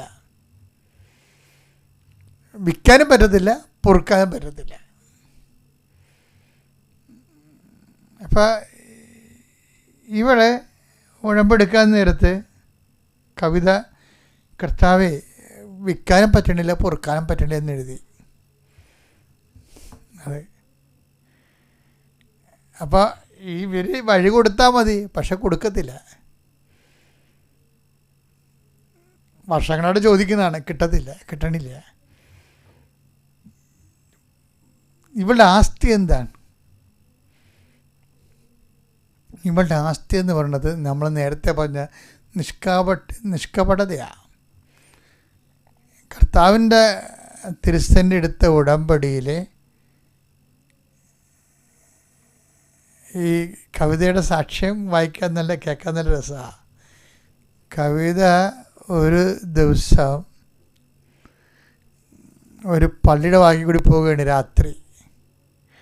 അപ്പോഴുണ്ട് പെരുമഴയത്ത് 2 കെട്ട് കൃപാസനം പത്രം കിടന്ന് കുതിർന്ന് കിടക്കണം. അപ്പോൾ ഇവർ ആ 2 പത്രം വെള്ളത്തിൽ നിന്ന് എടുത്ത് അത് വീട്ടിൽ കൊണ്ടുപോയി അഴയിലിട്ട് ഉണക്കി പഴയതുപോലെ തേച്ച് വൃത്തിയാക്കി എടുത്തിട്ട് ഇവൾ ഓരോ വീടുകളിലും കൊണ്ടുപോയി കൊടുക്കും. അത് കൊടുത്തു കഴിഞ്ഞപ്പോൾ കർത്താവിന് നിഷ്കാപട്യം പിടികിട്ടി. ഇരുട്ടത്ത് കിട്ടിയ പത്രമല്ലേ, ഇവൾ ചവിട്ടിപ്പോയാലും ആര് തിരക്കാനാണ്? അത് ഓർക്കണം. ക്രിസ്ത്യൻ പള്ള വാതിക്ക് ക്രിസ്ത്യൻ പത്രം മഴയത്ത് കിടന്ന് രാത്രി നനയുകയാണ്. ഒരു നോൺ ക്രിസ്ത്യൻ ആ പത്രം എടുത്തിട്ട് വീട്ടിൽ കൊണ്ട് ഉണക്കുകയാണ്. ഇവിടെയാണ് ക്രിസ്ത്യൻസ് പണി മേടിക്കണത്. അത് വെച്ച ക്രിസ്ത്യൻസിൻ്റെ കാര്യത്തിൽ തീരുമാനമായിട്ടുണ്ട്. കൃപാസന പദം കൊണ്ട് ഉദ്ദേശിക്കുന്നത് എന്തിനാണ്? അത് ആൾക്കാരെ കൊടുക്കേണ്ടത് കൊണ്ടുവന്ന് ഇട്ട് അവിടെ നിന്ന് പറന്നു പോകുകയൊക്കെ ഇതിനെ വെള്ളത്തിൽ വീണിട്ടുള്ളത്. അവരുടെ കാര്യത്തിൽ ദൈവം ഒരു തീരുമാനം എടുത്തിട്ടുണ്ട്. അതിൻ്റെ കാര്യം വെച്ച് കഴിഞ്ഞാൽ സുവിശേഷത്തിൻ്റെ കൈമാറ്റത്തിന് വേണ്ടി ആണ് ഈ പത്രം അവിടെ അനുഭവങ്ങളിലൂടെ കർത്താവിനെ മറ്റുള്ളവർക്ക് പരിചയപ്പെടുത്തുകയാണ് പത്രം കൊണ്ട് ഉദ്ദേശിക്കുന്നത്. അല്ല മതം മാറ്റമൊന്നുമല്ല, അത് ബോധമില്ലാത്തവന്മാർ പറയണ അതല്ല. ക്രിസ്തു പരിചയപ്പെടേണ്ട ഒരു വ്യക്തിയാണ്. ആ നിത്യതയിലും ഇഹത്തിലും പരത്തിലും ഒക്കെ. അപ്പം അതുകൊണ്ട് തന്നെ എല്ലാവരുടെയും അവകാശമാണ് ക്രിസ്തു. അതുകൊണ്ടാണ് ക്രിസ്തുവിൻ്റെ. പക്ഷെ അതേസമയം തന്നെ ഈ വിഷയം എന്താ ചെയ്തിരിക്കുന്നത്? ഇവിടെ ചെയ്തിരിക്കുന്ന കാര്യം ഈ ക്രിസ്ത്യൻ പള്ളി ഇരുട്ടത്ത് മഴയത്ത് കിടന്ന് നനഞ്ഞ ഈ പത്രം എടുത്ത് വീട്ടിൽ കൊണ്ടുപോയി അഴയിലിട്ട് വെയിലത്ത് വെച്ച് ഉണക്കി അത് തേച്ച് കൊണ്ടു നടന്ന് എല്ലാ വീട്ടിലും കൊടുക്കുകയാണ്. ഈ ആളിനോട് ദൈവം എന്ത് ചെയ്യണം? ദൈവം ചെയ്യാനുള്ള മാക്സിമം ചെയ്ത് എന്ത് ചെയ്യുന്നറിയാമോ? പിറ്റേ ദിവസം ഈ 2 വീട്ടുകാരും വർഷങ്ങളായിട്ട് വഴി കൊടുക്കാത്ത 2 വീട്ടുകാരും ഇവിടുത്തെ വീട്ടിൽ വന്നേച്ചും പറഞ്ഞ് ഞങ്ങൾ സ്ഥലം കൊടുക്കാൻ പോകണം, നിനക്ക് വഴി വേണ്ടതെന്നും പറഞ്ഞ് 6 മീറ്റർ വഴി നീളത്തിലുള്ള വഴി 2 പേരും കൂടി ഇവിടെ കൊടുത്തിട്ട് പോയി. അതാ വിഷയം. കാപട്യമില്ല എന്നുണ്ടെങ്കിൽ സത്യസന്ധമായ ഡീലിങ് നമ്മൾ ദൈവത്തോട് നടത്തി. ഇപ്പം നമുക്കെല്ലാം പറ്റുന്ന വിഷയം വെച്ചാൽ ദൈവം ആദ്യം ഒരു അത്ഭുതം കാണിക്കട്ടെ എന്നൊക്കെ വിചാരിച്ചുകൊണ്ട് നമുക്ക് അത് കാപട്യമാണ്. ദൈവം ആദ്യം അത്ഭുതം കാണിച്ചിട്ട് നീ ഉടുത്ത് കെട്ടി ഇറങ്ങാമെന്ന് പറയണതിന് പിന്നിൽ ഒരു കാപട്യമുണ്ട്. ഇത് ദൈവം വെച്ച് പൊറപ്പിക്കത്തില്ല. എന്താ കാര്യം വെച്ച് കഴിഞ്ഞാൽ കർത്താവിൻ്റെ രീതി എന്നാണ് വെച്ചത്, കർത്താവ് ചെയ്യാനുള്ളത് ആദ്യമേ ചെയ്ത് കഴിഞ്ഞു. കുരിശിലെ മരണവും വീണ്ടെടുപ്പും ഇനി നമ്മുടെ ഓപ്ഷൻസാണെല്ലാം. അത് കർത്താവിൻ്റെ പീഡാനുഭവത്തിലുള്ള പ്രഖ്യാപനമായാലും ഉയർപ്പിലുള്ള വിശ്വാസമായാലും വരെയുള്ള കാത്തിരിപ്പായാലും എല്ലാം നമ്മൾ ചെയ്യേണ്ട കാര്യങ്ങളാണ്. അല്ല ഇനിയും ദൈവം ചെയ്യട്ടെ എന്നതിന് അതിനകത്ത് ലോജിക്കില്ല ശരിക്കും പറഞ്ഞാൽ. പണ്ട് എല്ലാ കാര്യങ്ങളുടെ കാര്യത്തിലും ഞാൻ അച്ഛൻ്റെ വർത്തമാനമൊക്കെ നിങ്ങൾ മക്കൾ കേട്ടതിന് ശേഷം മറ്റുള്ളവരുടെ അനുഭവങ്ങൾ കണ്ടതിന് ശേഷം നിങ്ങളിത് പൊളിച്ചെഴുതണം. നിങ്ങളുടെ ജീവിതം ക്രിസ്തുവിന് അനുകൂലമായ രീതിയിൽ പൊളിച്ചെഴുതി നിങ്ങൾ വീണ്ടെടുപ്പിൻ്റെ വലിയ കൃപ ധരിക്കാൻ ദൈവം നിങ്ങളെ സഹായിക്കട്ടെ. പിതാവിൻ്റെയും പുത്രൻ്റെയും പരിശുദ്ധാത്മാവിൻ്റെയും നാമത്തിൽ ആമേൻ. മക്കളെ ഒന്ന് ശ്രദ്ധിച്ച മക്കളെ. ഹല്ലേലൂയ ഹല്ലേലൂയ ഹല്ലേലൂയ ഹല്ലേലൂയ. ഈശോയേ, ഈ സമയത്തിലുടനീളം നീ ഞങ്ങളോട് സംസാരിച്ചതിന് നന്ദി പറയുന്നു. വലിയ വചന വെളിപാടുകൾക്ക് നന്ദി പറയുന്നു. ആത്മാവിൽ ഞങ്ങളെ വഴി നടത്തിയതിന് നന്ദി പറയുന്നു. ഹല്ലേലൂയ ഹല്ലേലൂയ. മഹത്വം മഹത്വം ആരാധന. സ്ഥിരീകരണത്തിനായി അങ്ങയുടെ മക്കളെ ഞാൻ ആശീർവദിക്കുന്നു ഈശോ നാമത്തിൽ. അപ്പാ സ്വർഗീയപ്പ, അങ്ങേ പുത്രൻ യേശു ക്രിസ്തുവിന്റെ നാമത്തിൽ അടയാളം കാണിക്കണമെന്ന് പ്രാർത്ഥിക്കുന്നു. അന്തിന് കാഴ്ച നൽകിയവനെ, ഈശോ ചെകിടിന് കേട് നൽകിയവനെ, ഈശോ ഊമന് സംഭാഷണത്തിന് നൽകിയവനെ, കർത്താവെ മഹോരോഗ്യം സുഖപ്പെടുത്തിയവനെ, കർത്താവെ തലവാരോഗ്യം സുഖപ്പെടുത്തിയവനെ, കർത്താവെ മരിച്ചവനും ഉയർപ്പിച്ചവനെ, അങ്ങനെ തിരുമുറുപാടുന്ന വലതുകരം അണിപ്പെടുതാറുന്ന അത്ഭുതകരം ഓരോ മകൻ്റെ മേലും മകളുടെ മേലും വെക്കണേ പ്രാർത്ഥിക്കുന്നു. എൻ്റെ പ്രിയപ്പെട്ടവർ, ഇപ്പോഴേ ഈശോ ചില സ്ഥലങ്ങളിലേക്ക് മുഴ പോലെ വന്ന് ക്യാൻസർ പോലെ നിൽക്കുന്ന സ്ഥലങ്ങളെ കർത്താവ് സ്പർശിച്ചുകൊണ്ടിരിക്കുകയാണ്. മലദൂരത്ത് ക്യാൻസർ ഉള്ളവരെ കർത്താവ് സ്പർശിച്ചുകൊണ്ടിരിക്കുന്ന കർത്താവ് സ്പർശിക്കണമെന്ന് പ്രാർത്ഥിക്കുന്നു. അതുപോലെ ഓരോ രോഗങ്ങളും കർത്താവ് വളരെ സങ്കടപ്പെടുന്ന അനുഭവങ്ങളുള്ളവരെ അങ്ങനെ സ്പർശിക്കണമേ. ഈശോ നടുവേദന സ്പർശിക്കണമെന്ന് പ്രാർത്ഥിക്കുന്നു. ഈശോയെ, മനുഷ്യന്മാരുടെ സങ്കടകരമായ രോഗാവസ്ഥകളെ, നമ്മുടെ രോഗങ്ങളാണ് അവൻ വഹിച്ചത്, നമ്മുടെ പാപങ്ങൾക്ക് വേണ്ടി അവൻ പരിഹാരം ചെയ്യുന്ന ചെയ്ത ദൈവവചനം അനുസരിച്ച് കർത്താവ് അനേകം മക്കളുടെ രോഗങ്ങൾ നീ ഓരോ ദിവസവും ഏറ്റെടുക്കുന്ന ഓർത്ത് നന്ദി പറയുന്നു. ഈശോ, കക്ഷത്തെ കുരുക്കളം, പൊറുക്കാത്ത വ്രണങ്ങളുള്ളവരെ കർത്താവ് സുഖപ്പെടുന്നതിന് ഓർത്ത് നന്ദി പറയുന്നു. ഈശോയെ, കൈകാലുകൾ കുഴഞ്ഞ് കർത്താവെ സ്വാധീനമില്ലാതിരിക്കുന്നവരെ അടിപ്പിണർ പോലെ കർത്താവെ വൈദാഘാതം പോലെ ദൈവികമായ ശക്തി അവരൊക്കെ ആവശ്യിക്കട്ടെ എന്ന് പ്രാർത്ഥിക്കുന്നു. ഉച്ചമുതൽ ഉള്ളംകാല് വരെ കർത്താവിൻ്റെ ശക്തി പടരട്ടെ. നടുവേദനയുള്ളവർ കർത്താവെ പിൻകഴുത്തിൽ മുഴ പോലെ ഇരിക്കുന്നവരെ കർത്താവിൻ്റെ തിരുമുറുവാണ് വലത്ത് കർത്താവ് സ്പർശിക്കണേ പ്രാർത്ഥിക്കുന്നു. മക്കളില്ലാത്ത സ്പർശിക്കണേ കർത്താവേ. മൊബിലിറ്റി ഇല്ലാത്തവർ, കൗണ്ട് ഇല്ലാത്തവർ കർത്താവേ, അണ്ടം ഉൽപ്പാദിപ്പിക്കപ്പെടാത്തവർ ഈശോയെ അവരെ സ്പർശിക്കണേ പ്രാർത്ഥിക്കുക. എൻ്റെ കർത്താവിൻ്റെ ഉന്നതമായ നാമത്തിൽ സഭയുടെ അധികാരത്തിൽ കുരിശിൻ്റെ അടയാളത്തിൽ ദൈവശക്തിയാൽ മക്കൾ ഈശോ നാമത്തെ ആശീർവദിക്കപ്പെടട്ടെ.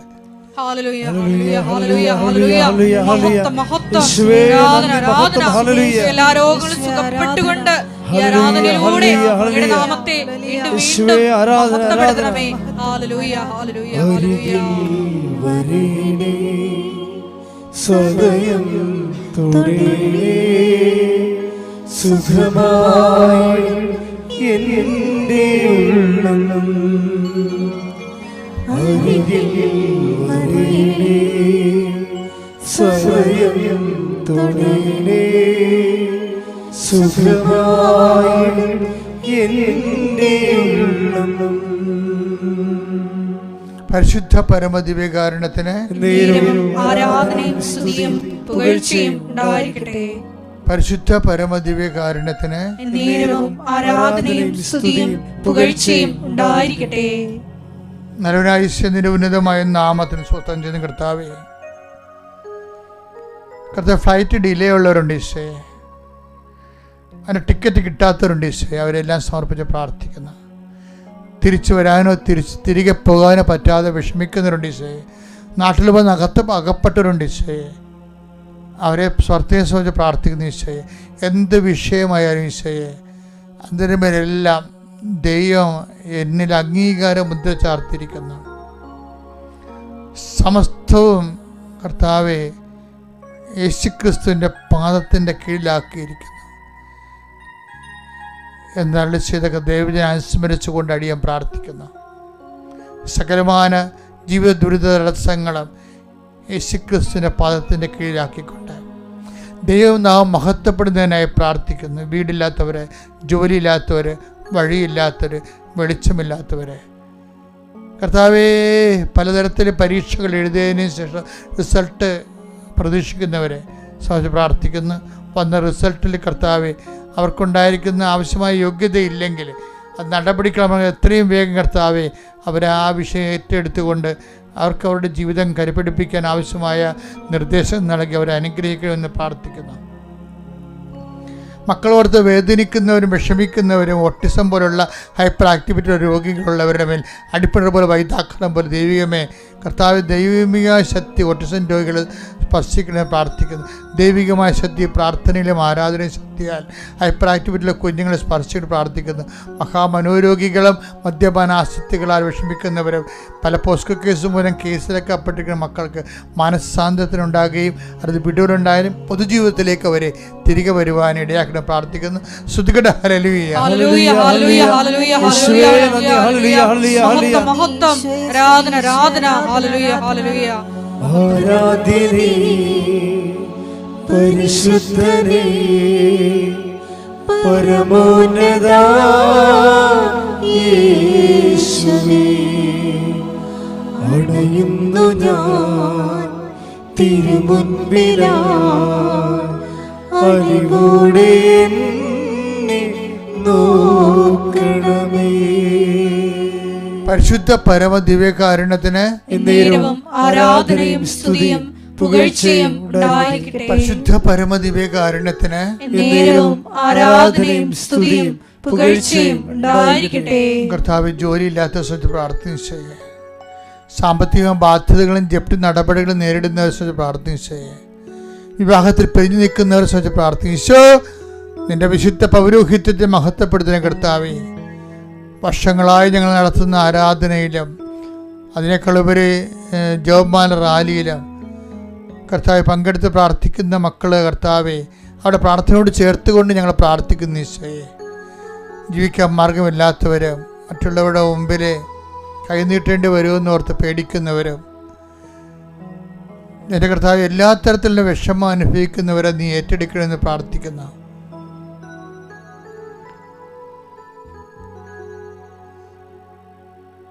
കർത്താവെ, നിന്റെ വിശുദ്ധ പൗരോഹിത്യത്തെ മഹത്വപ്പെടുത്തണമേ കർത്താവെ. കർത്താവ് സഭയിലുള്ള സാന്നിധ്യം പ്രകടമാക്കണമെന്ന് പ്രാർത്ഥിക്കുന്ന ഈശോയെ, ഓപ്പറേഷൻ നേരിടുന്നവരെ, ആശുപത്രി ഓപ്പറേഷൻ കഴിഞ്ഞ് പോസ്റ്റ് ഓപ്പറേഷനിൽ ആശുപത്രി കഴിയുന്നവർ കർത്താവേ, ഇനിയും ടെസ്റ്റുണ്ട്, റീ ഓപ്പറേഷൻ ചെയ്യണമെന്നൊക്കെ പറയുമ്പോഴേ അങ്ങനെ വേദനിച്ച് കഴിയുന്ന മക്കളെ സമർപ്പിച്ച് പ്രാർത്ഥിക്കുന്ന ഈശോയെ, ടെസ്റ്റിന് ഓരോരോ ടെസ്റ്റിന് ശരീരത്തിന് ഓരോ ഭാഗങ്ങൾ കൊടുത്തിട്ട് ടെസ്റ്റ് കുഴപ്പത്തിലാകുമെന്ന് ഓർത്തിന് ആദ്യം കൊണ്ട് വേദനിക്കുന്നവരുടെ വേദനകൾ ഞാൻ പ്രാർത്ഥനയായി അങ്ങനെ തിരുസന്നിധിയിൽ സമർപ്പിക്കുന്ന കർത്താവേ, സമാധാനമില്ലാത്ത കുടുംബങ്ങൾ, തെറ്റായ ബന്ധങ്ങളിലും പ്രണയത്തിൽ ചെന്ന് അകപ്പെട്ടിട്ട് തല ഉയരാൻ പറ്റാതിരിക്കുന്ന കുടുംബ സമാധാനം നഷ്ടപ്പെട്ട് ജീവിതം തന്നെ പോയിരിക്കുന്ന അവസ്ഥകൾ കർത്താവെ, കള്ളക്കേസ് അകപ്പെട്ടിരിക്കുന്നവരെ അവരുടെ വിടുതലിന് വേണ്ടി പ്രാർത്ഥിക്കുന്നു. ശ്രുതികട ഹല്ലേലൂയ.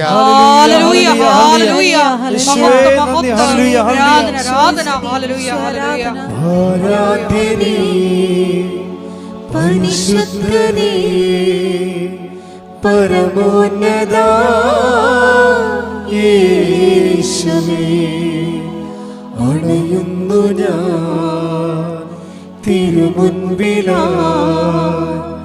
അറിവോടെ എന്നെ നോക്കണമേ.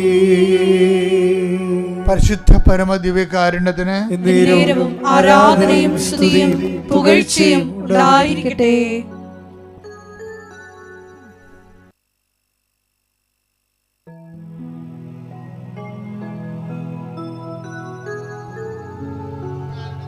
നേരവും ആരാധനയും സ്തുതിയും പുകഴ്ചയും ഉണ്ടായിരിക്കട്ടെ. ശിരസ് നമിച്ച് നമുക്ക് ദിവ്യകാരുണ്യനാഥന്റെ ആശീർവാദം സ്വീകരിക്കാം.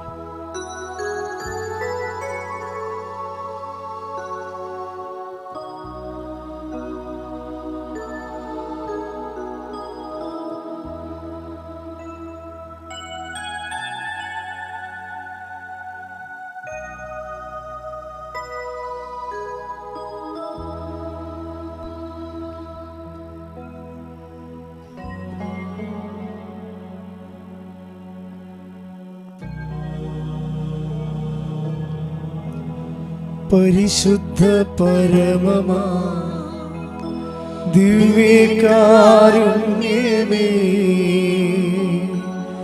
എന്നുമെന്നും അങ്ങേക്കാരാധന.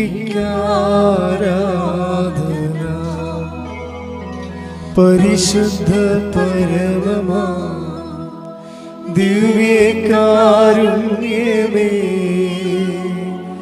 എന്നുമെന്നും അങ്ങേക്കാരാധന.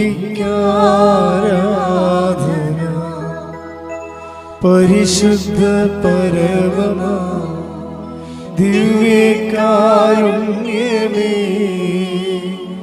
എന്നുമെന്നും അങ്ങേക്കാരാധന. ആവേ ആവേ ആവേ മരിയ, ആവേ ആവേ ആവേ